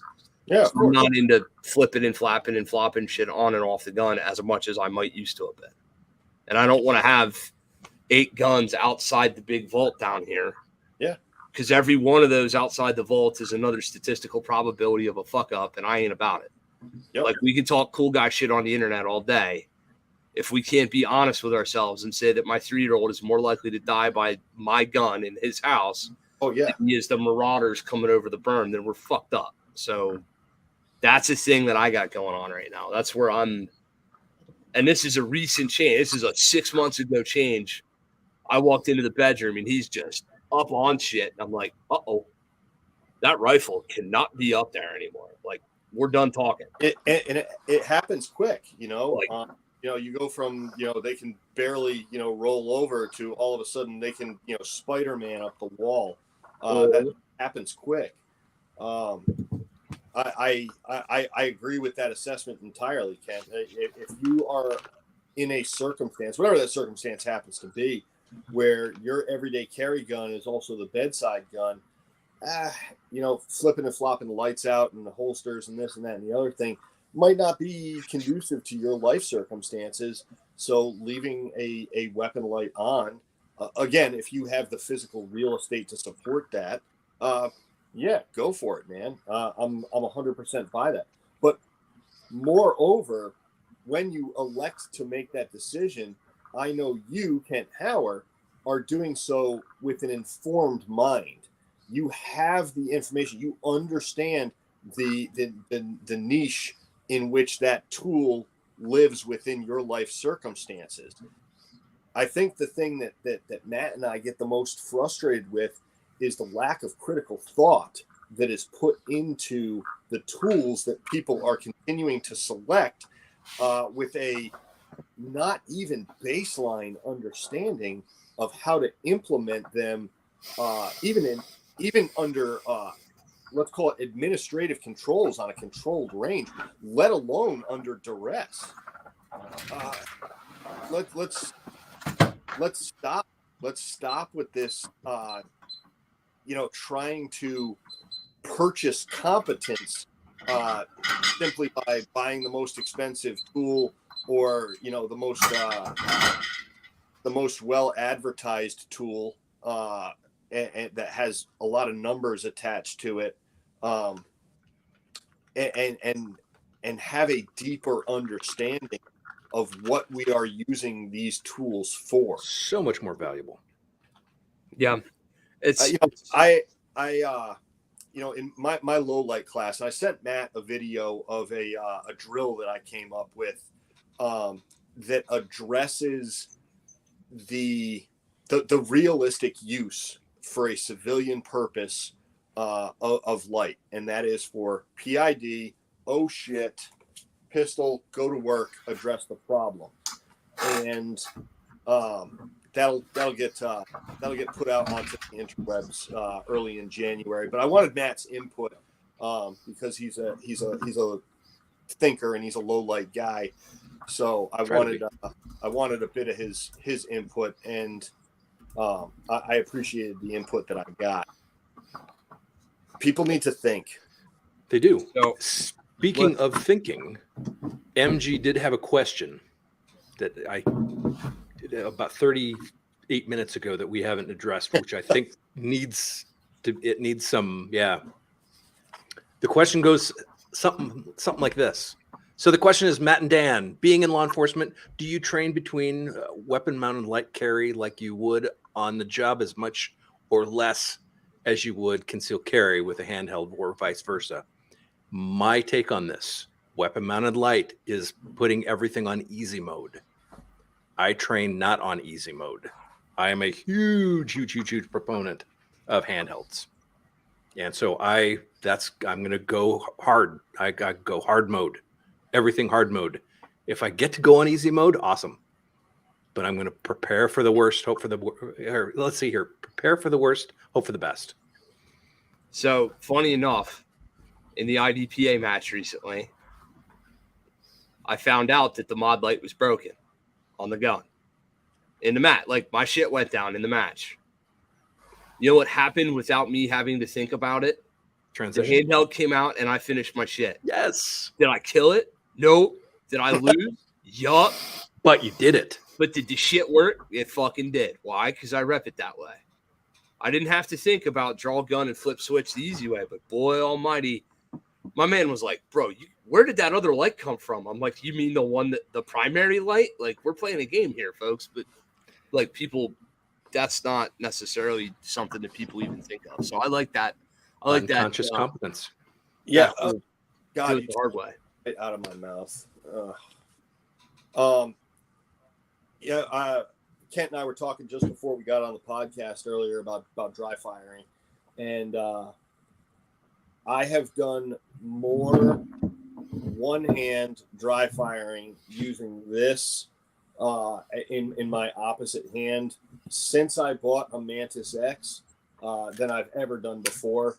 I'm willing to bet I have 1,000 trigger presses with one hand in the last 6 months. It's the way to go. And if you're not actually doing this stuff, if you're not actually putting in some practice, if you're not working through some of these problems, you're not going to have that unconscious competence in the Walmart parking lot. You can't. You're not going to develop the ability to fight spontaneously. Yeah. So this, we're segueing into my, I'm down to my last 2 points here. So we're segueing into my second to last. Where do we go? So full disclosure, other than private lesson content, GMD is not presently teaching low light. I'm not there. I'm not doing that. I'm busy enough teaching the shit I am teaching. So who is? Like, where's our, yep, I know you are, and we're going to promo your shit for sure.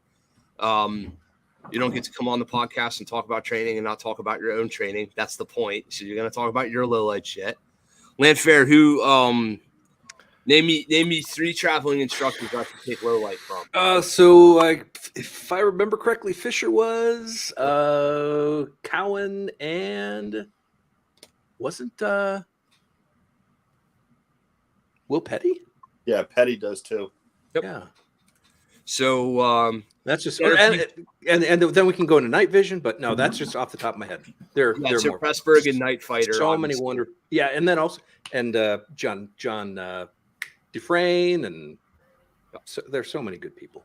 You can't do this to Matt. Matt, name me 3, and he's like fucking. Yeah, wait, we can't forget him. Yeah, and then and I need to thank my mom, and yeah. So traveling wise, right? Like Fish, that makes good sense. Cowan makes good sense to me. Cowan and Dufresne are Cowan in his videos. That right. Those guys are doing good stuff. Petty's been pushing the training shit for a long time. So the formula around here is we don't talk about the bad shit. We just talk about the good shit. So if we're not talking about it, there's one of 2 reasons. Either we done forgot and we're sorry. And if you hit me up and I go, oh yeah, that dude's legit, my bad, we done forgot. But I've seen it done. Like I told you, I went to a low light training at a pretty big institution where we killed the lights. Like we killed all the outdoor lights because that was the deal. So whatever. I was actually, during my research, I was actually looking at my local range, the one that I'm a member at, and I remember distinctly hearing during my orientation so many years ago. But yes, shooting is permissible from full sunrise until full sunset. However, on bays 1 and 2, you can shoot until 20-30 hours. Fuck yeah. So there could be some little live fire in my future here soon. Good deal. So DDB, let's promo the Apache shit. What are you guys calling it? Doing it in the dark or Do it in the dark. That's my branded class through Apache. There will be one late in February, early in March. I do not have an exact date. There will be a derivative of that class here locally in Onslow County, North Carolina, at my range at Flatwoods, very early in February. I'm thinking probably like the 11th or so. It'll be probably like a 6-hour workshop. I can only get one class, one night. They normally do not allow light stuff. I have cajoled the range operator into allowing me one low light class. And if the property owner is not overly put out, perhaps I will be able to do more in the future. But that's what I have currently on the calendar. I intend to do 2 more full Do It in the Dark classes at Apache during the course of 23. you guys are coming to me in 23 for 3 separate days, and one of your days is low light as well. So Yeah. I've got you on the West Shore books for 1 8-hour block of low light. I don't know if you're traveling with him for that or not, but Yeah, I'll be with him for that because that's sweet. my class. So if you're interested locally, there's freaking 6 of you here who are locally and who are my students. Go do your homework and sign up for the class that I put up on the calendar at West Shore for Apache. Apache's doing 3 separate days of different blocks this year rather than one 3-day POI. And the 1 8-hour block is low light. So I'm gonna jump into one more thing here for anybody who's watching or listening to this. One of the Facebook pages that is really putting out some very, very good content these days is called Run Your Gun, Not Your Mouth. We put up a drill of the month every month, and it has been rather well attended in terms of the trainers who are putting out these drills. Riley Bowman is the one who has December's drill of the month. Bill Blowers, I think, had the one in November. Yeah, I mean, some pretty significant trainers are putting up content on this, and this is one of those pages where the mods are rather insistent. Everybody who does run their mouth, they need to show training. They can't get by if you haven't posted training. They'll shut you down. who's running that Facebook page? Hang on a second, I'll tell you. Roughly. I just was wondering if it was Caleb. Ron Swanson. Who? Ron Swanson. Ron Swanson is From Parks and Rec. no shit. Okay. Interesting. It's okay. I have a He's permit. one of them. That's right. Wait a minute. This just says you can do what you want. I love it. That's one I'm not familiar with yet, but I'm gonna have to start fucking. I really got to start. What do you call it? Tagline in my own shit. I got to start patenting all my Trademarking. trademarking. That's it. I did the trademark for the most recent thing, but God damn it, I've been saying "run your gun, not your mouth" for like 10 years. I was hoping I was hoping it was Caleb Giddings because Caleb's been. No, Caleb it's not. Just kidding. I'm gonna go join that group now. Just like I just bought WD-40 pens, I'm also joining that. There's too many Facebook groups. No offense, Matt, but I can't keep all the damn Facebook groups straight. Like I can't stay on top of all of them. A lot of them do. Nobody can. There's too many of them. Can. Yeah, there really are. A lot of them put out good info, and a lot of them just. I just start deleting myself from them or whatever because I can't anymore. I was trying. I honestly, like, dude in the industry trying to sell classes, blah blah blah. I was like, I'm gonna give it a go. I'll be a good steward of the information. You know what? This podcast is me being a good steward of information. I cannot. God bless you both. Like I just can't. Well, Matt's approach to the average, the everyday carry sort of Facebook groups. Matt's approach is a lot like a drunken Irishman. He just walks up into the bar and just starts throwing haymakers. I mean, he does that a lot. The other guy I see do that every now and again is Tim Herron. He'll just roll up into a group and be like, "Hey, are you all still resetting triggers or like?" And what's funny is you'll get some nobody in there who doesn't know who Tim Herron is, who'll try to mansplain trigger reset to Tim Herron. And I'm like, you should grab some Google, dude. I do enjoy that. That's always fun. So, last thing on the list, we got to walk through it. In your gun, on your gun, you will fight with those two things and those alone when it comes to civilian self-defense with a long gun. Okay?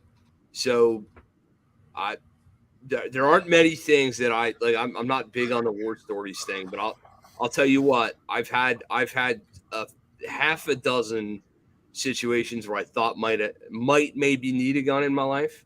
I've had 3 no shit uses of force, and they all ended in no shots fired. Okay. Thank God I had a weapon light on the goddamn rifle in the house because I had an individual who was having a episode in my home who was a neighbor, right? So elderly's a bitch, dementia's a bitch. This individual met every other criteria for fucking pressing the trigger and was PID'd correctly because of the freaking light on the 10-3 gun upstairs. That's the end of it, right? You could talk. So just like I talked about unconscious competence before about, going to the handheld light after the weapon mounted light failed in the IDPA match and all that shit. I'll tell you what, unconscious competence with me being a, 6-week-old dad, right? Like we just barely have homeboy home. He's making all the noise. Ain't nobody sleeping. Nobody's mind's right. Yeah, daddy's got the whole fucking lockdown of house and how we do it.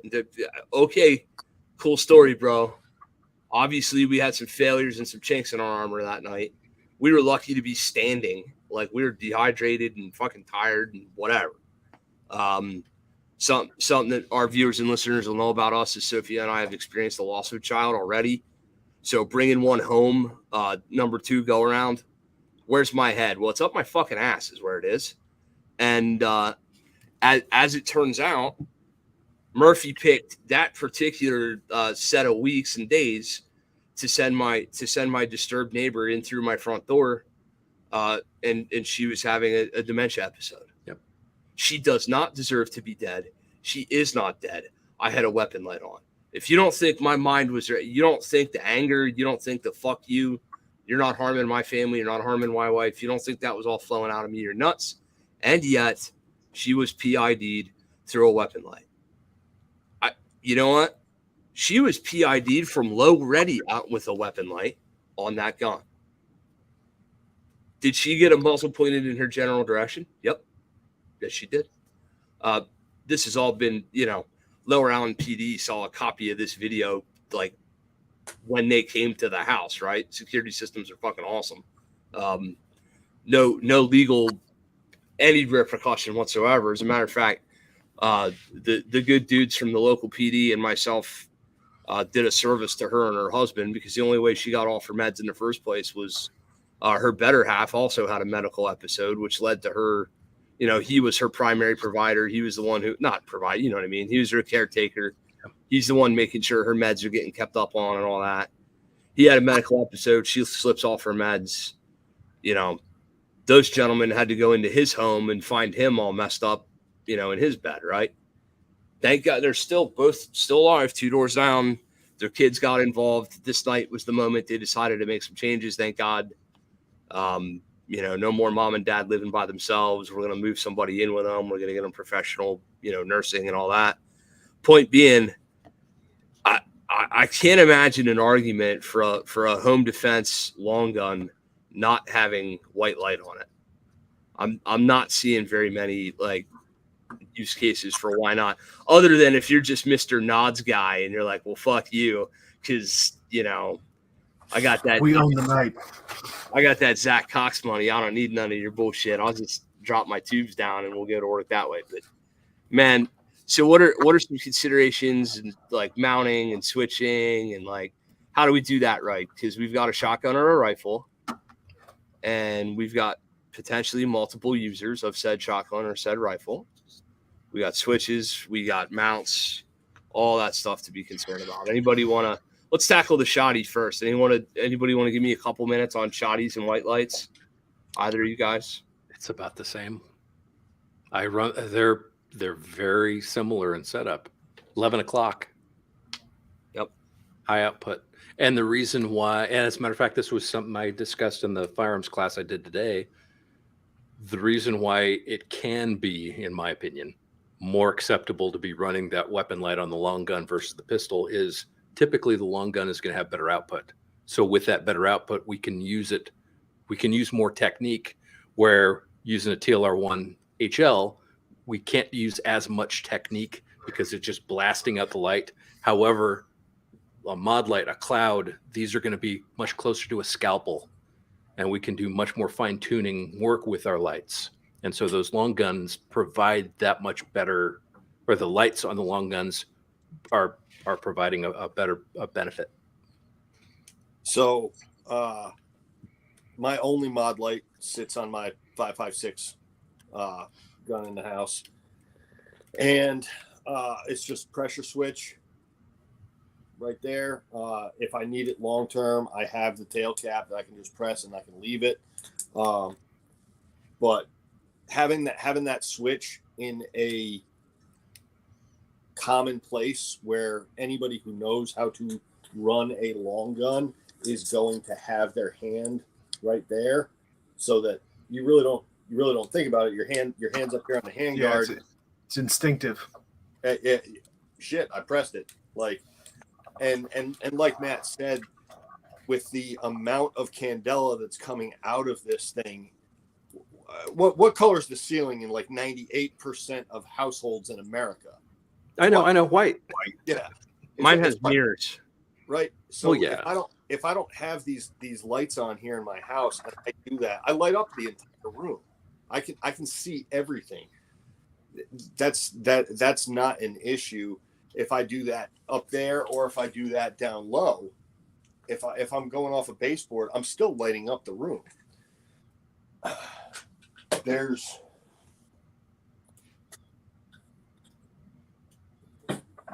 a lot more operability with that.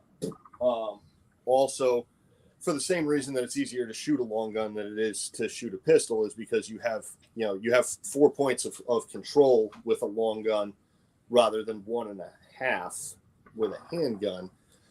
if you have that light in an instinctive place, you can direct that light incredibly well. And it's light red dot, or light off the high or low thing, and you can see what's going on. I've had the question asked to me, well, why wouldn't you just turn on the light in your house? That's a very valid question. Why didn't I? It asked me, why didn't I? Do you want to know that my Because the switch is on the other side of the room. Nah, bro. Ah. Nah. Because my super duper awesome kick-ass screen mount defense, home defense plan extraordinaire damn sure involves flipping on the light switch. Because my head was up my ass, because I was tired, because I was stressed, because I was pissed, because my first reaction to noise in my house was, don't wake the fucking baby. Because everything, right? And all of a sudden, there I am in a hallway with a fucking rifle in my hands and no lights on. That's why. Because you're going to fuck it up. And that's a great idea. You should do it. Yeah. But the other thing is like Matt said, my floor plan, when I open up my bedroom door, in order to get the hall light on, I got to take about 3 steps out my bedroom door. I'm giving up my position of dominance. Why on earth would I do that? There's not a really compelling reason. From my position of dominance, I can observe the entrance to the far bedrooms in my house, and the close bedroom is my bedroom, and then immediately adjacent to my bedroom. That's my position. I don't need to go elsewhere. I can take that position, and I can call 911, and I can wait for the county mounties to show up and see my naked ass with an M4 in my hands. Again. That's the way that's going to... What'd you say, Matt? Again. He said again. Yeah. No, it's... Dan, you're going to end up with your own 10 code. You keep going the way you're going, bro. Matt, don't you share those pictures with me. So, Landfair, when this does happen live someday and there's bourbon involved, you have to ask for the emu story. You didn't think I was going to, there's no way. You're not going to tell it here because it's... That's an in-person story. That's an in-person story, but you have to ask him about the emu someday. So the other thing that I'll say, just like we talk about pistols and the lights on pistols and all that, if your defensive long gun does not afford you an opportunity to mount a light, maybe you need a different defensive long gun. Okay. And there's all kinds of freaking, there's barrel clamps, there's different, there's adapters for you can literally, hell, James's little 22 with the Bowers Biddy on it, and the Ruger 1022 bolt gun. You can get a sling swivel adapter with a piece of Picatinny, and you can go 12 o'clock with a pistol. Ask somebody first before you start doing it. Ask somebody who knows some stuff. Don't waste money on Amazon, please. Right? Do. Yeah. My point being, if I can put a freaking white light on a 22 for a kid, if for some reason you're, hey man, why can't I get my light on the Ruger PC carbine where I want it? I don't know. Change the handguard, bro. You got to do. Wood screws. Huh? Wood screws. Wood screws. Yeah, absolutely. Wood screws. It'll be fine. Ask me if I'm not about to mill this Glock 44 for a red dot. Fuck you. I know they make the slides. I'm going to mill this thing for a red dot. It's going to be ugly as shit, and the dot won't be straight, but whatever. It'll be fine. Kent. No Dremels. No bastard files. It's a thing. So, yes, just be cognizant of placement. Be cognizant of switching. Let's mount lights that are designed to be put on long guns generally, right? Let's not blow a pistol light to smithereens.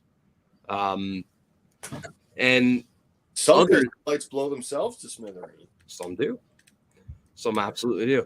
The only other thing I'll say about this that's always bothered me, this is why I'm such a Cloud Defense Owl fan. I know they're falling out of fashion and they're already friggin' discontinued or whatever because they're going to come out with the Chicken Hawk or whatever their new name for their light will be.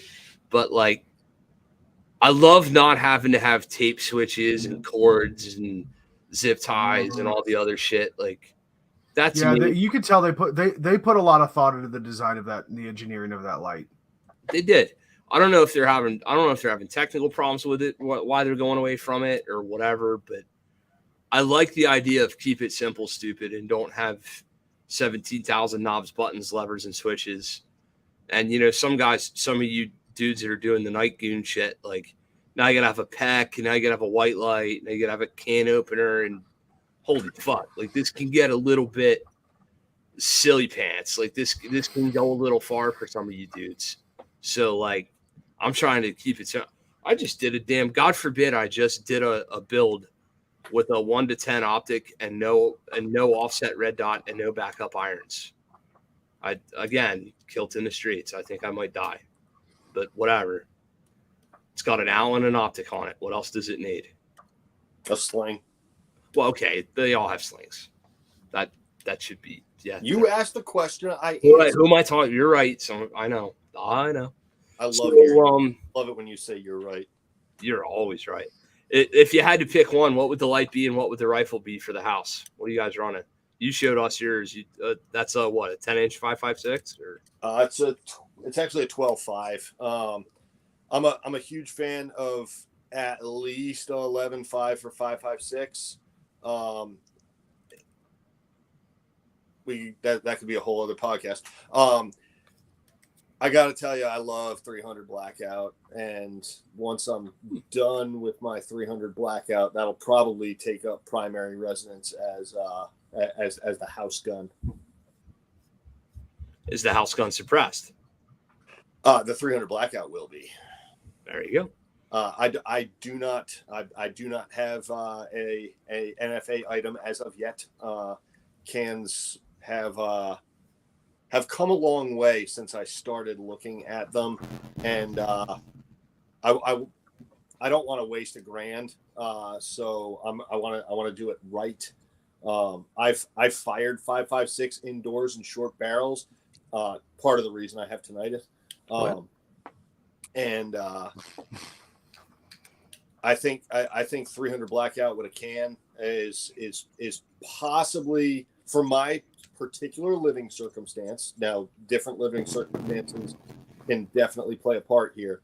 My particular living circumstance, I think 120 grain 300 blackout rounds out of a can, 9-inch barrel, is probably about as good as it can get. Mod light 100% of the time. Pick your red dot or 1 to 6, 1 to 8, 1 to 10. To me, that doesn't matter. If you can go, oh shit, and do that, and your eye lands on a reticle, and what you utilize for a white light lands where you need it to, it doesn't matter. Fair enough. What about you, Matt? Which one of those? PLH behind him, by the way. If you guys, that's real behind you. That's not a fucking like. Oh yeah, which one do we? Right. No, that's just. I've seen it asked before elsewhere, like green screen or whatever. No, that's just a green screen. No, as a matter of fact, I should take a picture of it and have it as a green screen. That'd be funny. That would be funny. So it depends. So a mixture of Mod Light PLH V2 on a Beretta 1301, or some form of Hodge with a OKW. Nice, but at the same time, though, yeah, that also one of the Hodges is set up for night vision too. So, see, Matt's biggest issue is he's going to have a horde of horrible people are going to break it. I love you, TJ. I killed your audio intentionally. Your audio just went retarded on you. I understood what you were saying though. A horde of, yeah. You need to fix that shit. What was he saying? A horde of zombies or something we're fighting? Well, I have all these options, and you hand pick for. Okay, who's breaking in tonight? Okay, we're gonna grab this gun. Yeah, my back now. Yeah, you're square. Sorry, it was that like Mike nails on the chalkboard moment. Yeah, you guys got there without me, but yes, Matt's gonna be found just dead like this, like. Yeah, which We're one going to to set take? in, still Yeah, I was- thinking which gun to choose. I was just gonna say, Matt, I hope you don't suffer from any analysis paralysis because you could be there for a fucking minute. No, it's pretty easy. If it's on the wall, it might be used. I don't know. I do feel the need to point out something though. So I am somewhat. I'm not going to say I'm anti-weapon light. It has a role. The exception is if you have training, you know what the hell you're doing. You're not going to be running your weapon light and accidentally muzzling people. And if the output happens to provide you with that scalpel, there's a reason why I have 3, and that's not a lot of them, but 3 of the PLH, or not PLH. I keep on saying that, the PL 350s. Yep. Because with the right output, that pistol light, I can do some serious work with it and not ever muzzle anyone, maintain an awesome reaction distance. So, see, that's exactly so. Glock 34 with the right light on it. Hell yeah. You can do the thing. It's having options is one of Love those options. things. It's really nice to have. I'm enjoying the Mossberg 940, the poor man's 1301, the 940 Pro Tactical Super Awesome Sauce gun. Yeah, I'm enjoying that a lot. We've got 3 of them in our little training group. One owned by an AI who took it apart. Now it doesn't work. Shocker, right? Justin took that fucker all apart, put her back together, forgot a part. It's over. It broke. It don't work no more. And one owned by a student who's having some pretty good success with it. Nothing's perfect, but those guns are nice to see. Shotgun's obviously a super useful home defense tool for any number of reasons. Mm-hmm. All But hell, about even- serving size. pistol caliber crap. Dude, I love the SIG MPX. So the SIG MPX is my 2-stamp gun with the Midwest Industries handguard out over the suppressor. So it's like 15 inches long total with the suppressor at the barrel and all that stuff. Again, totally 2-stamp legal. All fucking firearms laws are infringements. Fuck you. Did we find out? Did we all lose our pistol braces today? Is that a thing? That's so stupid. Wasn't that supposed to happen today, or is that makes tomorrow? no sense. That's tomorrow. Is tomorrow the day I'm supposed to go turn that in? Cops? Not nothing I'm going to enforce. But I have no idea. But I'll tell you what, I'm not. Friggin' students are like, what are you going to do about that? Because I have a Daniel Nothing. Defense gun that's that in that configuration. And Hey, have any of you guys heard Tom Given's alternate identification of what BATF stands for? I've heard. Yeah, go ahead though. No, I'm not saying it. I'm just asking if you heard it. No, now you got to say it. Come on. Burn all toddlers first. Nice. Yeah. See. Ouch. Well, That's- you know. When he said that, I just about died. I was like, oh my God. Maybe you should just leave people alone to their own devices. Those people would have never heard a goddamn soul, probably. Honestly, I don't know. Maybe Opinions vary, but you know, BATF didn't need to be there. who knows? He was probably abusing the children though too. There's probably some of that craziness going on up in there. Who knows? Now, I was in high school when that happened, so I'm not gonna break out a multi-thousand-page report and try to point too many fingers. But based on what I know about it, I don't think they should have been there. Awesome. Well, dudes, this was your rodeo, right? I hope I did a decent enough job guiding us through it or whatever. Did anybody have anything that they were like, God damn it, I'm gonna say this tonight? And I worked you away. I knew you would. Let me check my notes. You had notes? Some of us don't have the highest brain capacity, and sometimes you got to write shit down, man. I just want to point out, of all the episodes we've done, the only people that have ever done notes in preparation for these shows have been our guests. That's not true. I have a text message I sent Dan. I use that as my. You just started doing that. I was just harassing him about it. Yeah. I was pretending. What about you, Matt? Anything?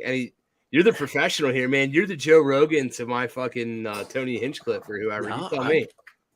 I think we Good. covered a lot of good stuff. The problem with the subject is we can go off in any direction for hours upon hours and still not reach the end because there's so many different facets. No, that's very true.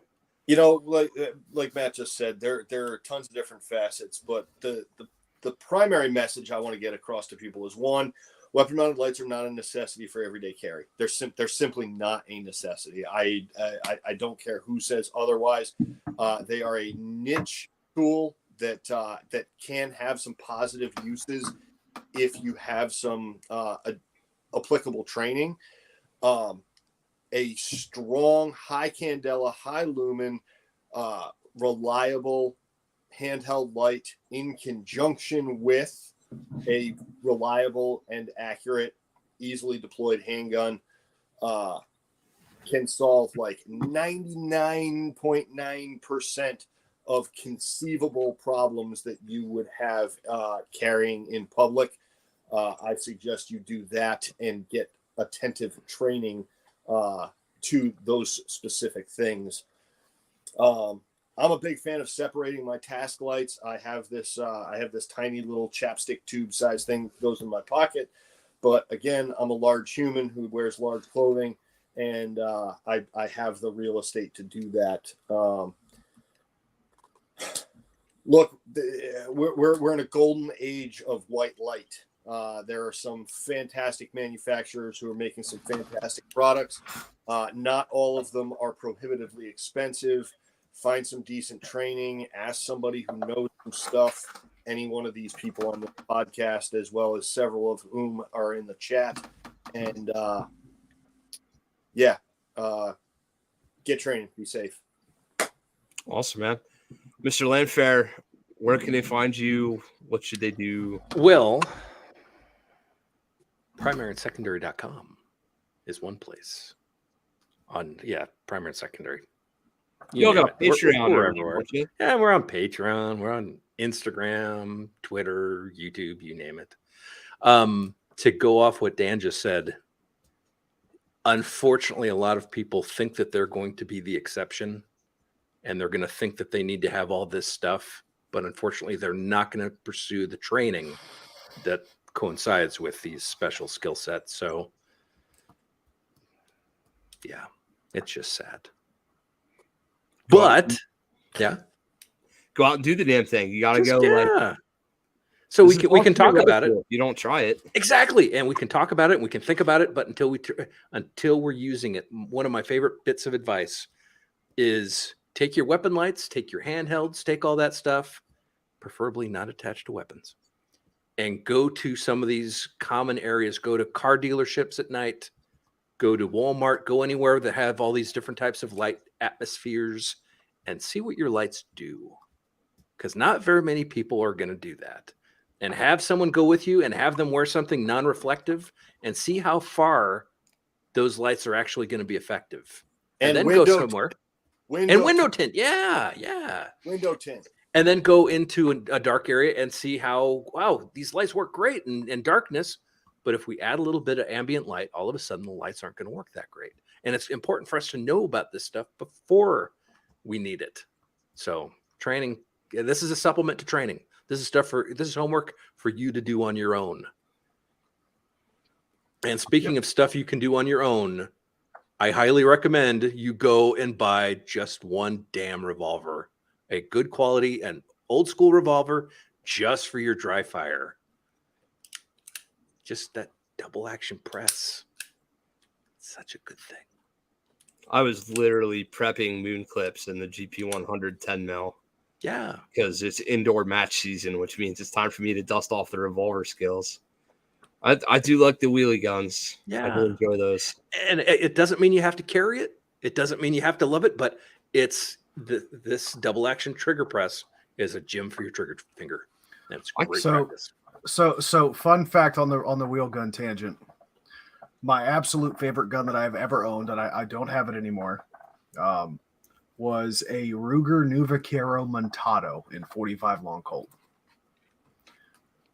Man, it's so single action, cowboy action style revolver, 6 gun. Man, was that thing fun to shoot. Such a beautiful gun, too. TJ, is Montado Catholic for large coffee?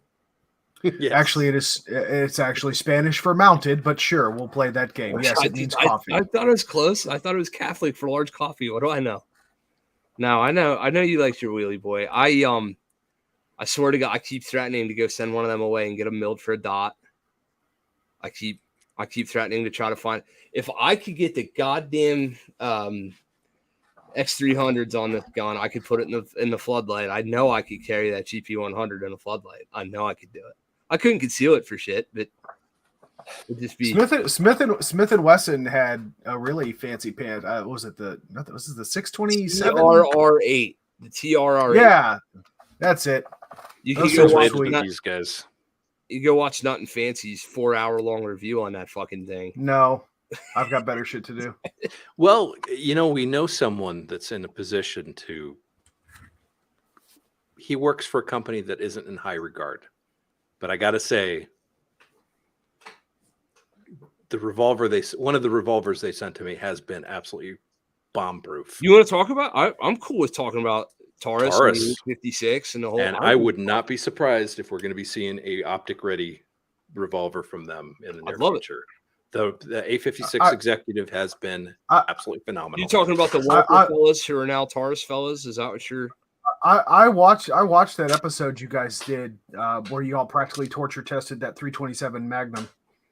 Yeah, and that 327 is back and it's completely functional now. It was just a matter of basically this screw came unloose in the 327, and the what do you call it? The crane came loose. Well, that didn't affect the function of the gun of shooting it. It only affected it when you opened it up. So basically, we got it all back together, and it functioned just fine. And then we wound up replacing some parts, and now it's back to 100%. For the non-revolver nerds who might still be watching, who we haven't drummed off yet, what Matt said about buying one revolver, people who shoot wheel guns well shoot everything well. Yeah, that's absolutely. That's what that does. Absolutely. Jerry Mitchell got his start with wheel guns, and he's still there. He did. Yeah. I mean, he's still. Yeah, I mean, when you can flex your trigger finger and it has a perceptible muscle. So you only get that from a 12-pound trigger pull. Yeah, he's not human though. He's what? He's not human. No. He's a superhuman. There's no, and no one should expect their own performance to be anything near his. No, I do. Fuck it, I'm coming.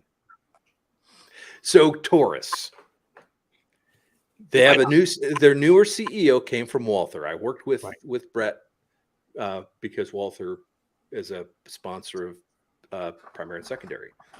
I had to give Brett so much crap for jumping ship and going to Taurus because it's Taurus.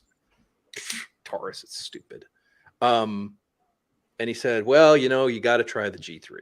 I said, yeah, no, I don't need to. Not interested. I have a G2. No, thank you. And he said, no, seriously. So I said, don't send me one. I'm going to just buy one. So I went and bought a G3. For what it is, it's not a bad handgun. It's rough around the edges. It is kind of crappy, but it's inexpensive. It's functioned very well. It shoots. It's fine. So it's been 2.5 years now. I've had all kinds of people try it. They've borrowed it. I've had all kinds of officers. They try the high-end stuff, and then I force them to shoot the Taurus. And guess what? They shot the Taurus just fine. And that kind of proved, it's the shooter. It's not the gun that's providing this performance. So then Brett sent me a G3 Tactical. After I said, you know what? G3 wasn't bad. I'm happy with it. He sent me the Tactical. We did a video on it. I was telling the guys as we were setting up the video, I'm thinking maybe we need to do about 500 rounds over the weekend. And then I go off and talk about some other stuff. And we're talking about this. And one of the guys walk up to me and say, okay, we're done. What do you mean? Yeah, 500 rounds. We're done with the G3 Tactical. Already shot them. And easily under 30 minutes. Now, is that a huge feat? No. Is it beyond what normal people are shooting? Yeah, it is. And so it got some pretty good abuse. The gun runs just fine still. there's nothing wrong with it. So G3s haven't been bad. The executive series has been good.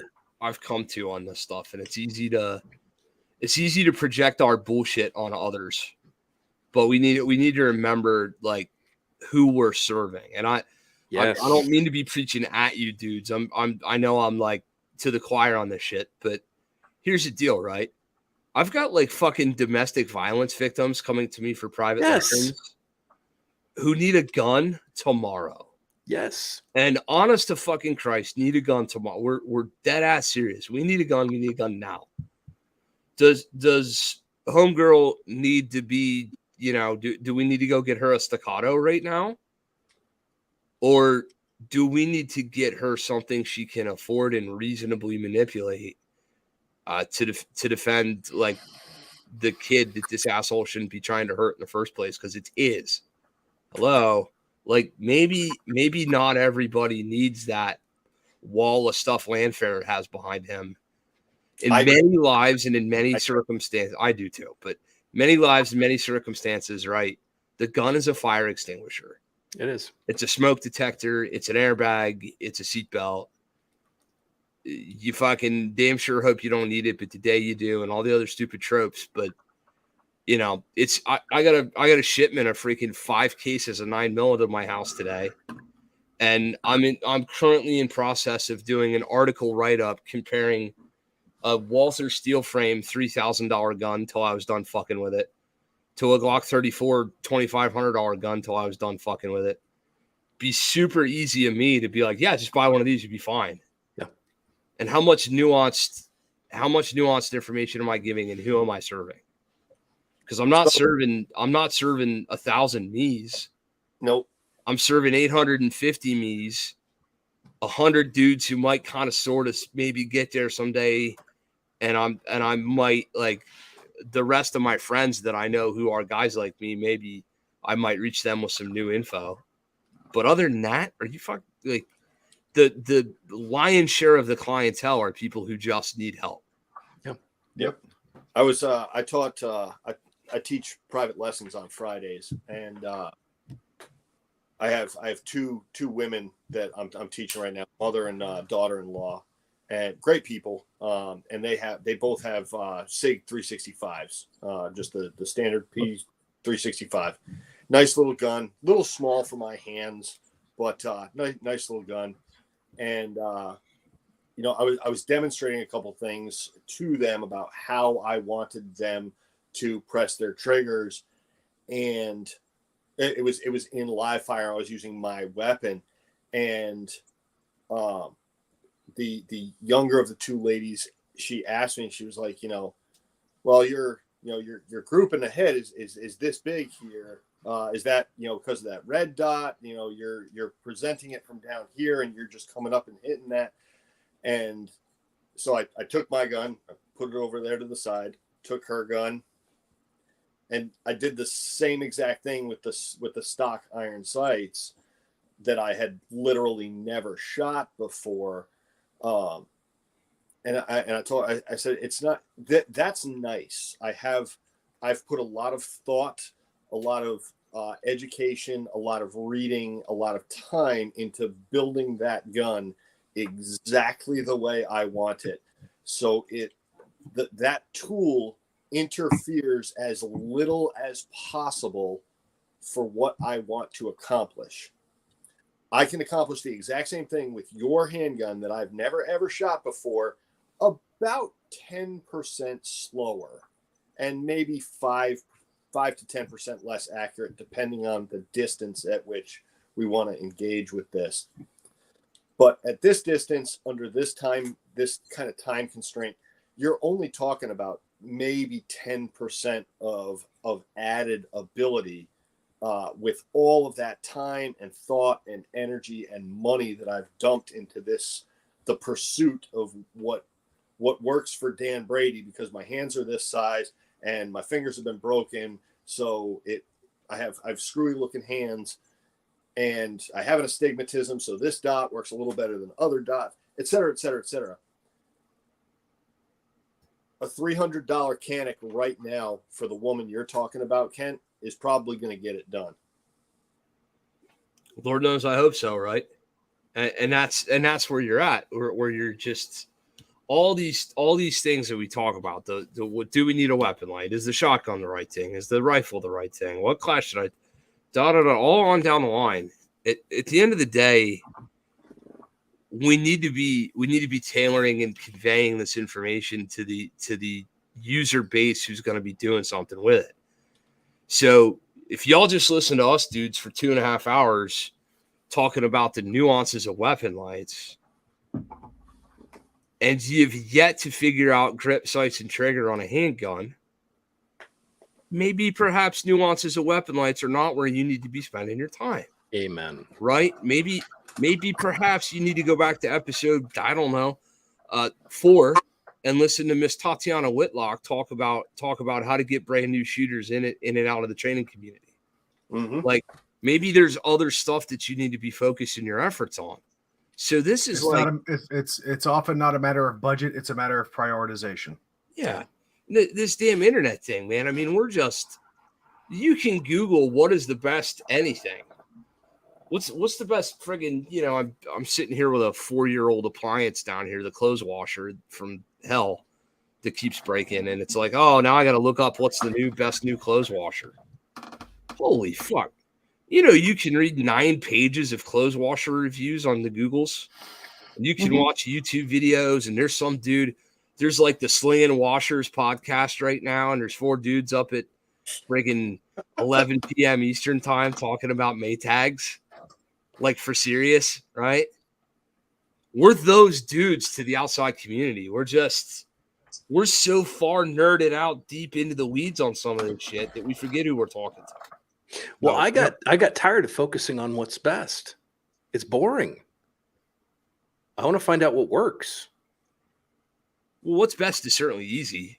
Yeah. Throw a shitload of money at it and listen to Chuck Pressburg. There, the end. Like and I'm not coming at him. That's not what I mean. What I mean is like the high tier shit's easy. Clearly my Walther steel frame is going to shoot well.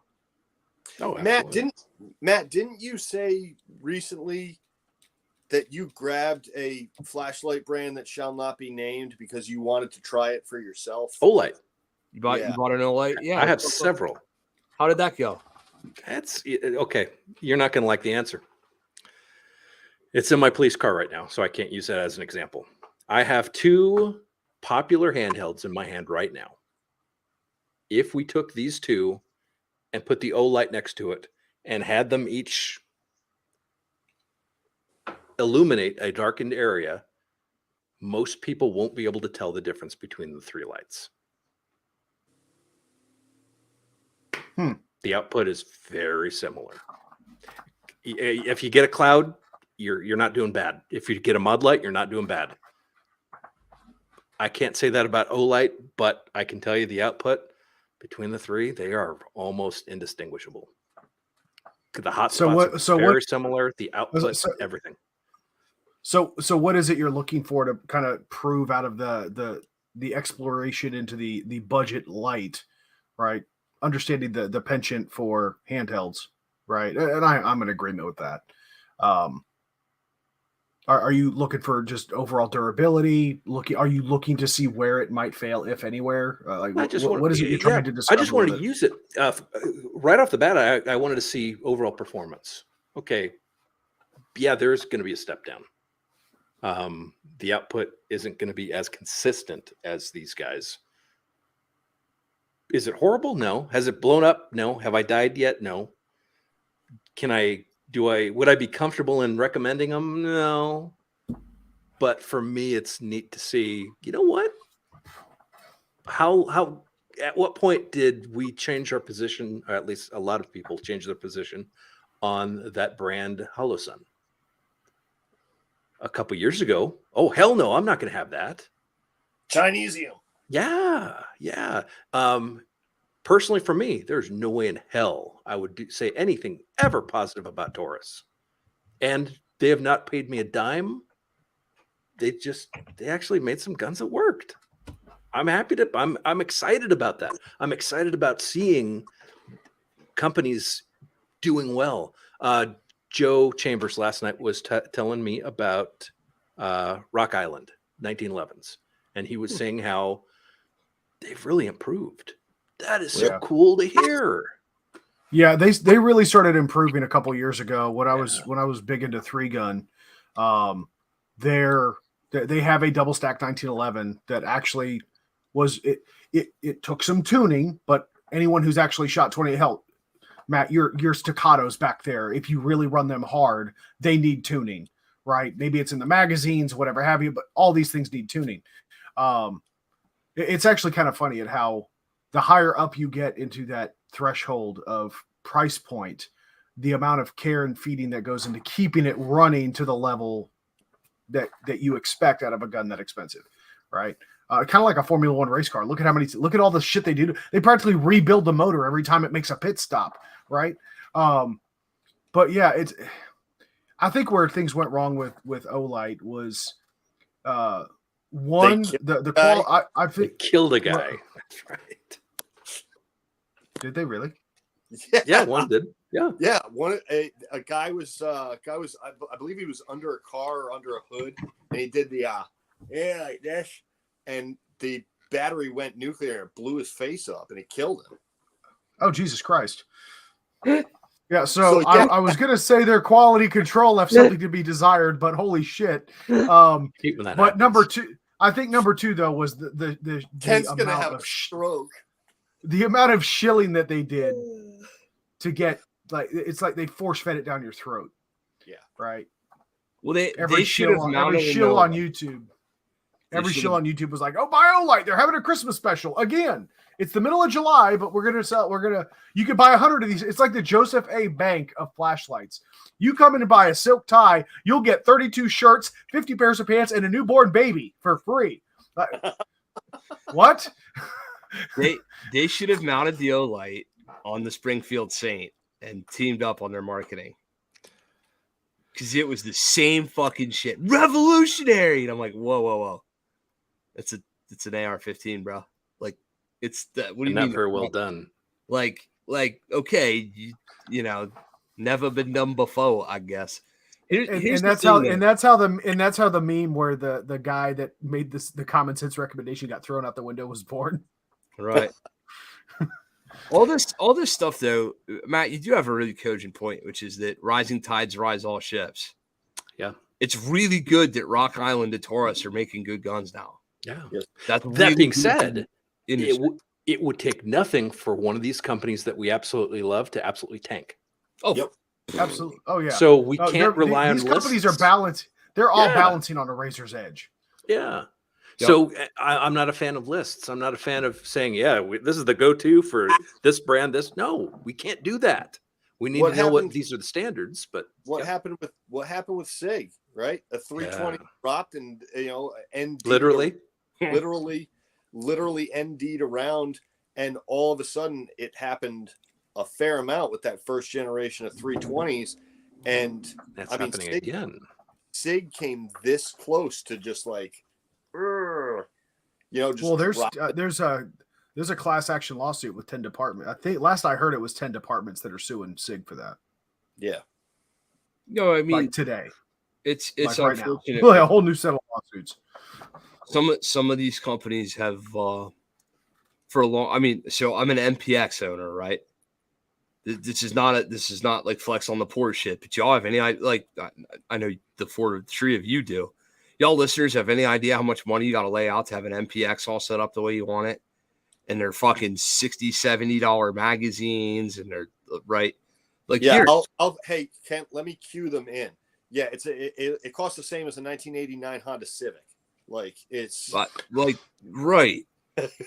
So as an MPX owner who took a SIG rifle class with an MPX that was choking, and having, because Green Mountain Defense started in Vermont, I went over to SIG Academy all the time, 45-minute, hour-long drive over there, and to have dudes at SIG be like, "Yeah, well, you really have a Gen 1.4." I'm like, what the fuck does that mean? What do I need in this guy? Just I just want it to run. I just want it to work. What the fuck? I mean, some of these companies for a very long time have been beta testing and A/B testing on the consumer. Absolutely. And people are under the impression there's some good folks who I just helped with a shotgun. People are under the it's military grade, or these guys have mill contracts, and I'm not just talking Zig shit, XYZ company is a brand of American morals. They would never sell a poor quality product to the consumer. Motherfucker, you think, really? You believe that? You're telling me like companies like Apple don't build in obsolescence intentionally, so you have to rebuy their products every couple of years? Like, you think the gun business is any different than any other profit-making product-producing institute? Like, come on, y'all. There are companies out there they're doing some shit that, maybe you're not so happy about. And then everybody gets mad at the Glock because it's been the same damn gun for 20 years. I mean, at least Johnson & Johnson baby powder. Thank you, TJ. That was a very helpful insight. I have no idea what the fuck you're talking about. So one of the oldest companies on the face of the fucking planet, Johnson & Johnson, been around for eons, right? Baby powder, right, has been tied and linked to ovarian cancer. Oh, fun. Oh, I get where you're going. I thought this was like a crushed baby, like it was powder made of crushed babies or something. I didn't know where you were going with this. I was like, that too. No, I was speaking to the fact that the companies that make terrible shit, essential testing, yeah, maybe even the unwitting testing, right? It's talc. It's practically a natural element, right? On the periodic table, but it might not actually be on the periodic table, but you follow me directionally here. Very basic mineral. Yeah, it cures. It helps treat diaper rash. Yeah, well, you use it on your kids, right?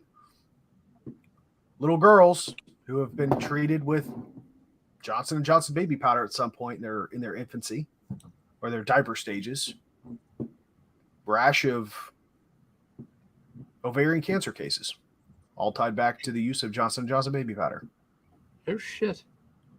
Mm-hmm. Interesting. Well, I hope I don't end up with ovarian cancer from using Johnson & Johnson baby powder in my time in the Marine Corps, because I put a lot of that stuff on my undercarriage. I don't think you have ovarians. Don't you judge me? You can't tell. Did you just assume his gender? Yes, I did. So, male, female, or Dan Brady? Right. The manufacturers recently, Ruger taking over Marlin. I just watched like an hour-long factory tour where the Ruger engineer folks went through in painstaking detail the entire process of the new old Marlin lever guns. What machines were in the original factory, what machines are new, what process improvements we've made, blah blah blah. This shit's out on YouTube. I should link it in here. Like, just I was COVID for the 9 billionth time, and like, fuck, what am I gonna do with my time? I'm sitting there watching a video of 45 minutes to an hour of, hey man, it looks like Ruger's putting some serious effort into a Marlin lever gun. That's pretty cool to see. I have no idea, I'm not an engineer, so what do I know about what they were saying, really? But it's neat to see. It's like, so there's examples in the gun industry that are really good at this. There's examples that are really bad at this. What I really do believe, and I've met a couple unscrupulous gun salesmen, fellas. And I don't mean to counter fellas. I mean like dudes in gun companies or dudes in marketing positions or whatever, who I'm like, I don't know if I'd buy a used car from you, so I'm pretty sure I'm not up to talking guns and life-saving gear from you.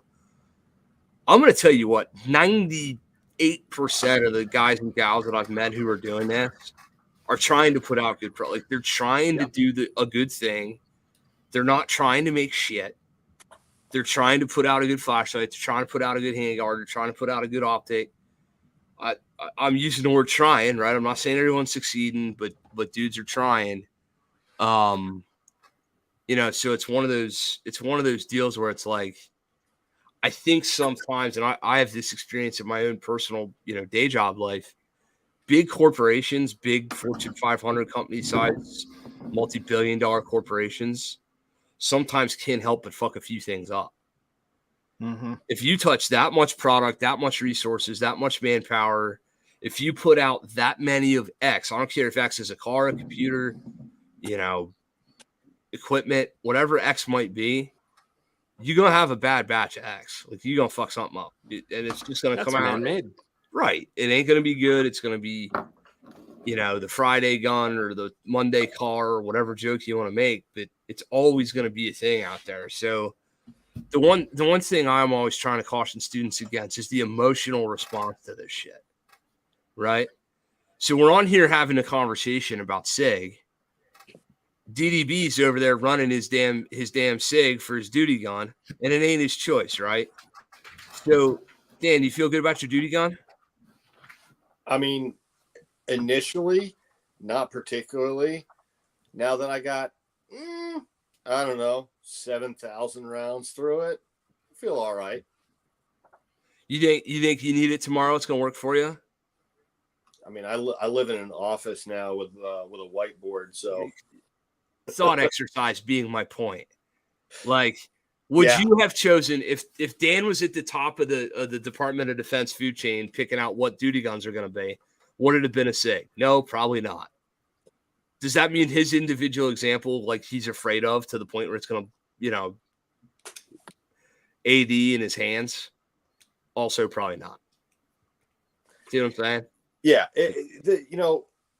Matt said it, pretty well. I think everything man-made fails. Everything. I heard a long time ago, when I was a young dude picking out what handguns, I wanted to carry and stuff like that. And our good friend Dr. T.C. Fuller, he schooled young Dan Brady and said, look, man. Everything from Toyota pickup trucks to Maytag dishwashers fails at some point in time. It doesn't matter how reliable something is known to be. Everything that we make breaks at some point in time. There's no way around that. It's a matter of when you look at the big numbers of the products that we utilize, especially for something like we use flashlights, handguns, tourniquets, life-saving equipment. Out of the tens of thousands of units, what kind of failure rate are we getting? If we're getting a failure rate of 1 in 60,000, that's not too bad. But if you go to start your car, your brand new car you bought a month ago, and every 200 times you start your car, it doesn't start. That's not an acceptable failure rate, because you're going to start your car 200 times in, 3 weeks. That's not going to be an acceptable failure rate. Yep. So having some sort of indication as to what an acceptable failure rate is, I think is valuable. And that's where I'm really a huge fan of how interconnected the self-defense instructor community has gotten, because now we can really start getting information from each other, especially people who are pedantic records keepers like Aaron Cowan and Gray Elifritz, who are very, very specific about what guns fail in their classes and how frequently. And I like that information. I like knowing that information. So when I have a student who has a type of handgun that I don't personally own, let's say, a Taurus G2, I have some information from a source that I trust that says, I've had, I know this guy who's had, 65 of these handguns in his classes over the course of the last 7 or 8 years. And he's had a failure rate north of 20%. That's not an acceptable failure rate. Maybe we want to look at selecting another tool.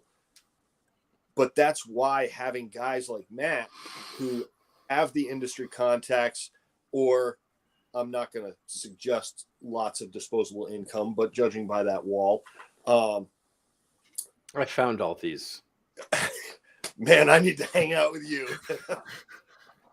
if They're all What you can't see is the evidence tags. It's all the evidence tags. that he's got No, hidden it's behind. green screen. It's all green screen except for 3. No, there's a big crime wave in Utah. There's a big gun running operation. It's like that show Yellowstone. Landfair's really like he's got it. He's I think the U.S. government ended the Operation Fast and the Furious at Matt Landfair's house.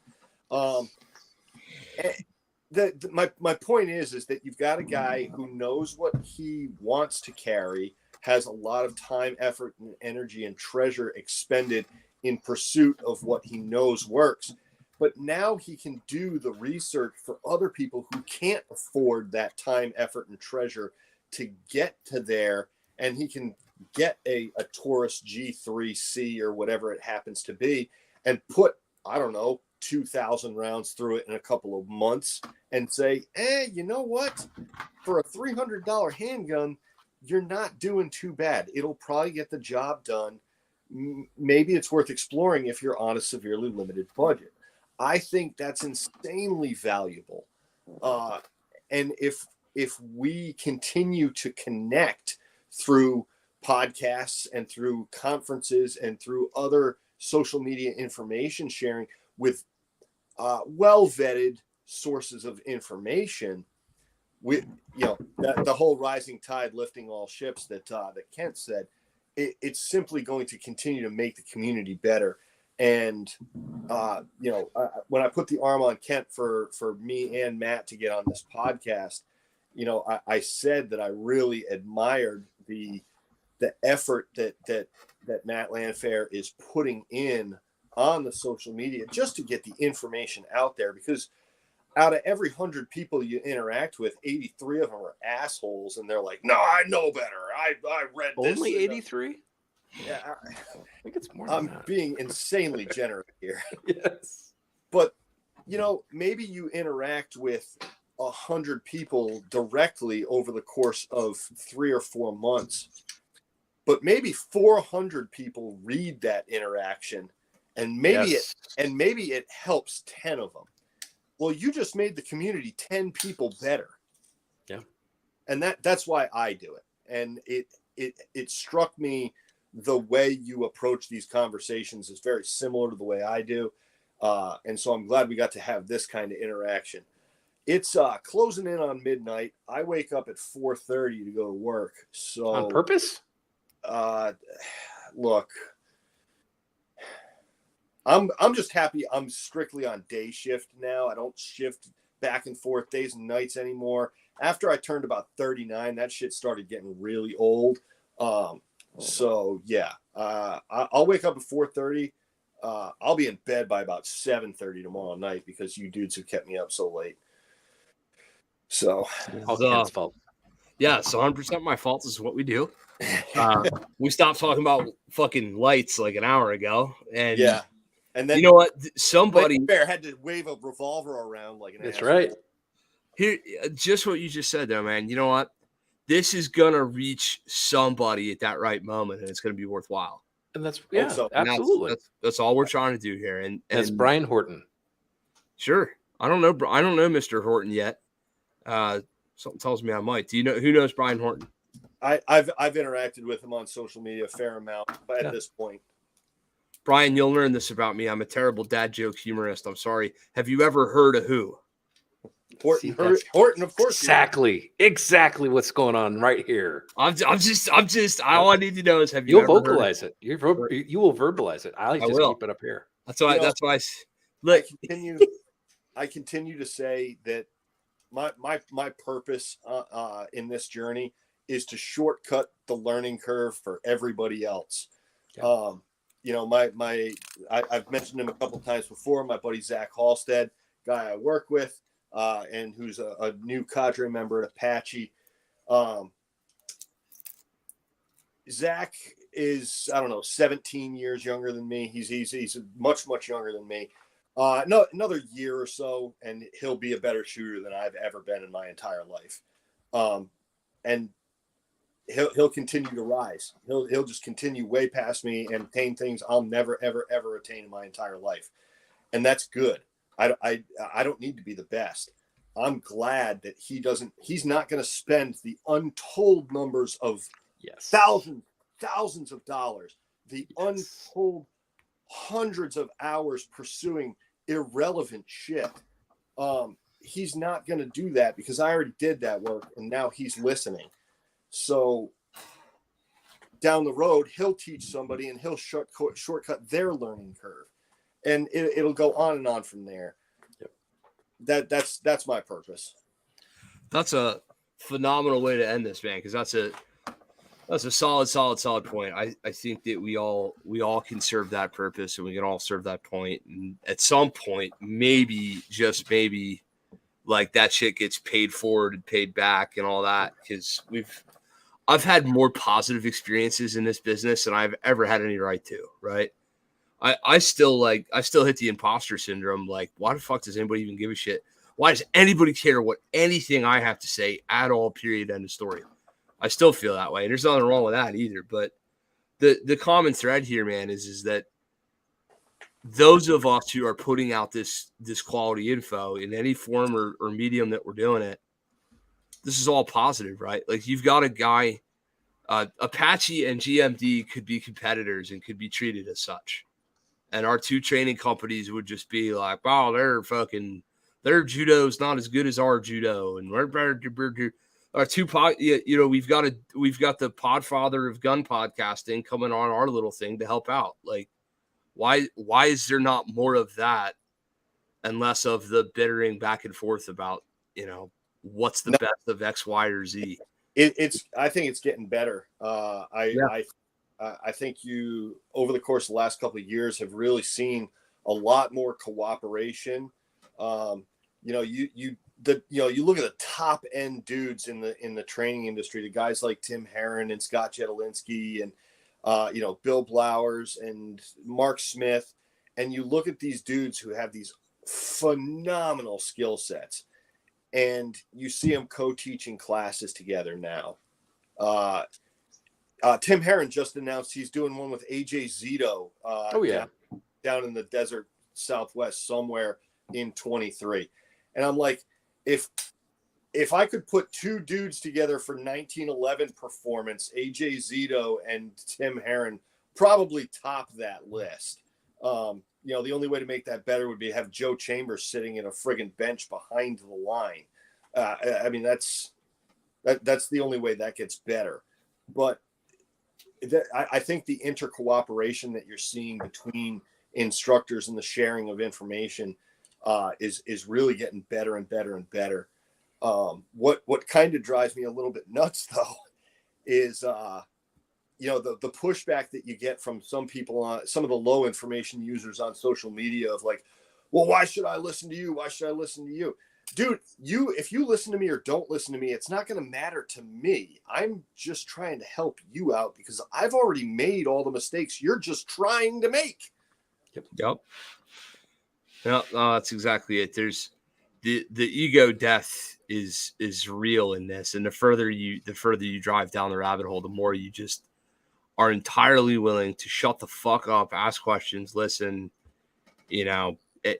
It just becomes this never-ending cycle. And for me, at least, and for a lot of the other guys that I've met and dealt with, I'm happy to say that kind of thinking has permeated other aspects of my life. It made me just better in business, better at parenting, better at husbanding, whatever. Like the willingness to just come in and go, hey, you know what? I really don't know. Let's figure it out. Male ego just won't let us do that. Like we're not allowed to not know things. So that's a whole nother deal in and of itself. But I got a question. Please. I got to know. Please.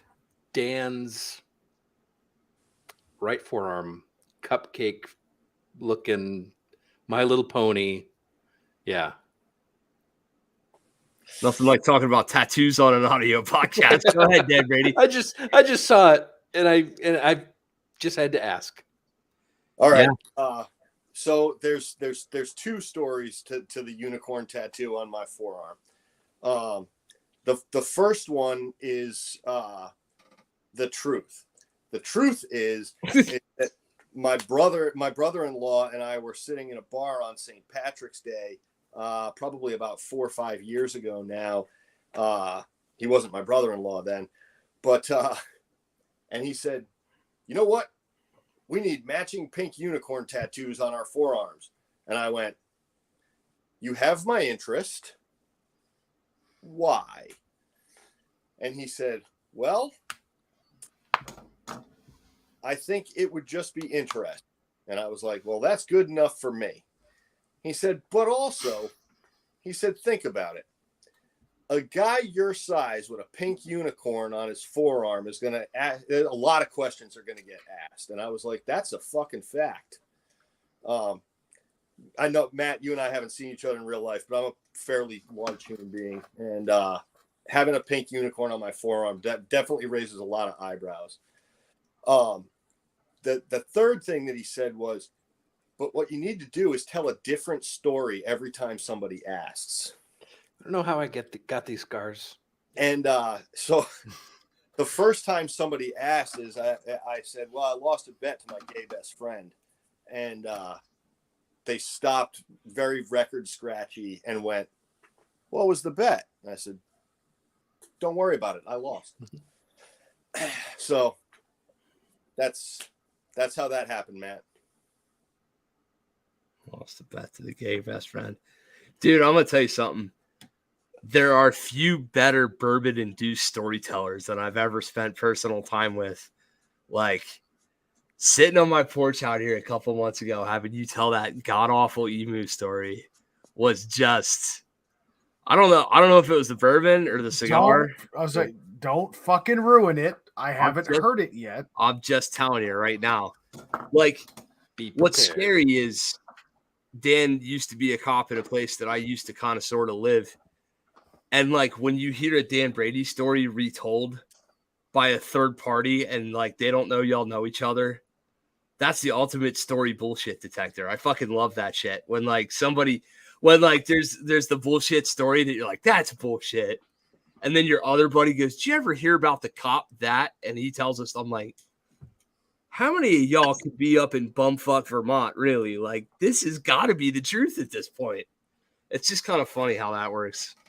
That's another piece of gun industry folklore for y'all playing the podcast bingo home game. So I made a bet with my straight best friend. Right. Made a bet. Right. Exactly, dude. You guys are killing me. Well, yeah, we do our best. When it's true, it's true. Sometimes it's just true. I wish it wasn't. Man, I'm not even gonna ask y'all for promos or nothing. I think we should just let this fucking slowly stop talking and watch the talking heads disappear. I'm seriously about to hit the power button on this thing because I'm dying. Do it, bro. Yeah, man, we got you. We appreciate you guys, of course. Thank you for coming out. Thank you for giving us so much of your time. This has got to be a new record for Kent and myself. So, Matt, thank you for rubbing off on us a little bit.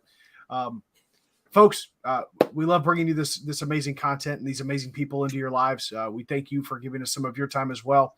Though, while we do like to bring this to you, it helps us out when you patronize the affiliate stores of which we have a membership or a link to. You can find those at greenmountaindefense.com/affiliate-links. The link is down there in the bottom of your screen or in the description of your podcast or YouTube channel. If you're going to carry a gun, you should carry medical. And if you don't carry a gun, damn it, you should still carry medical. DarkAngelMedical.com, code BB15. That's Bravo 15 will get you 15% off at checkout. Although check out the website quite frequently because I know Kerry and his crew over there very often have some stellar sales for each of the seasons and holidays that pass that often beat that discount code. But that is all the time we have for this week. Please stay tuned for our next show, episode 126. Kent, looking forward to another 100 with you, buddy. Until then, take care of each other. God bless you all. Get out and shoot. Go train with Apache first, then me.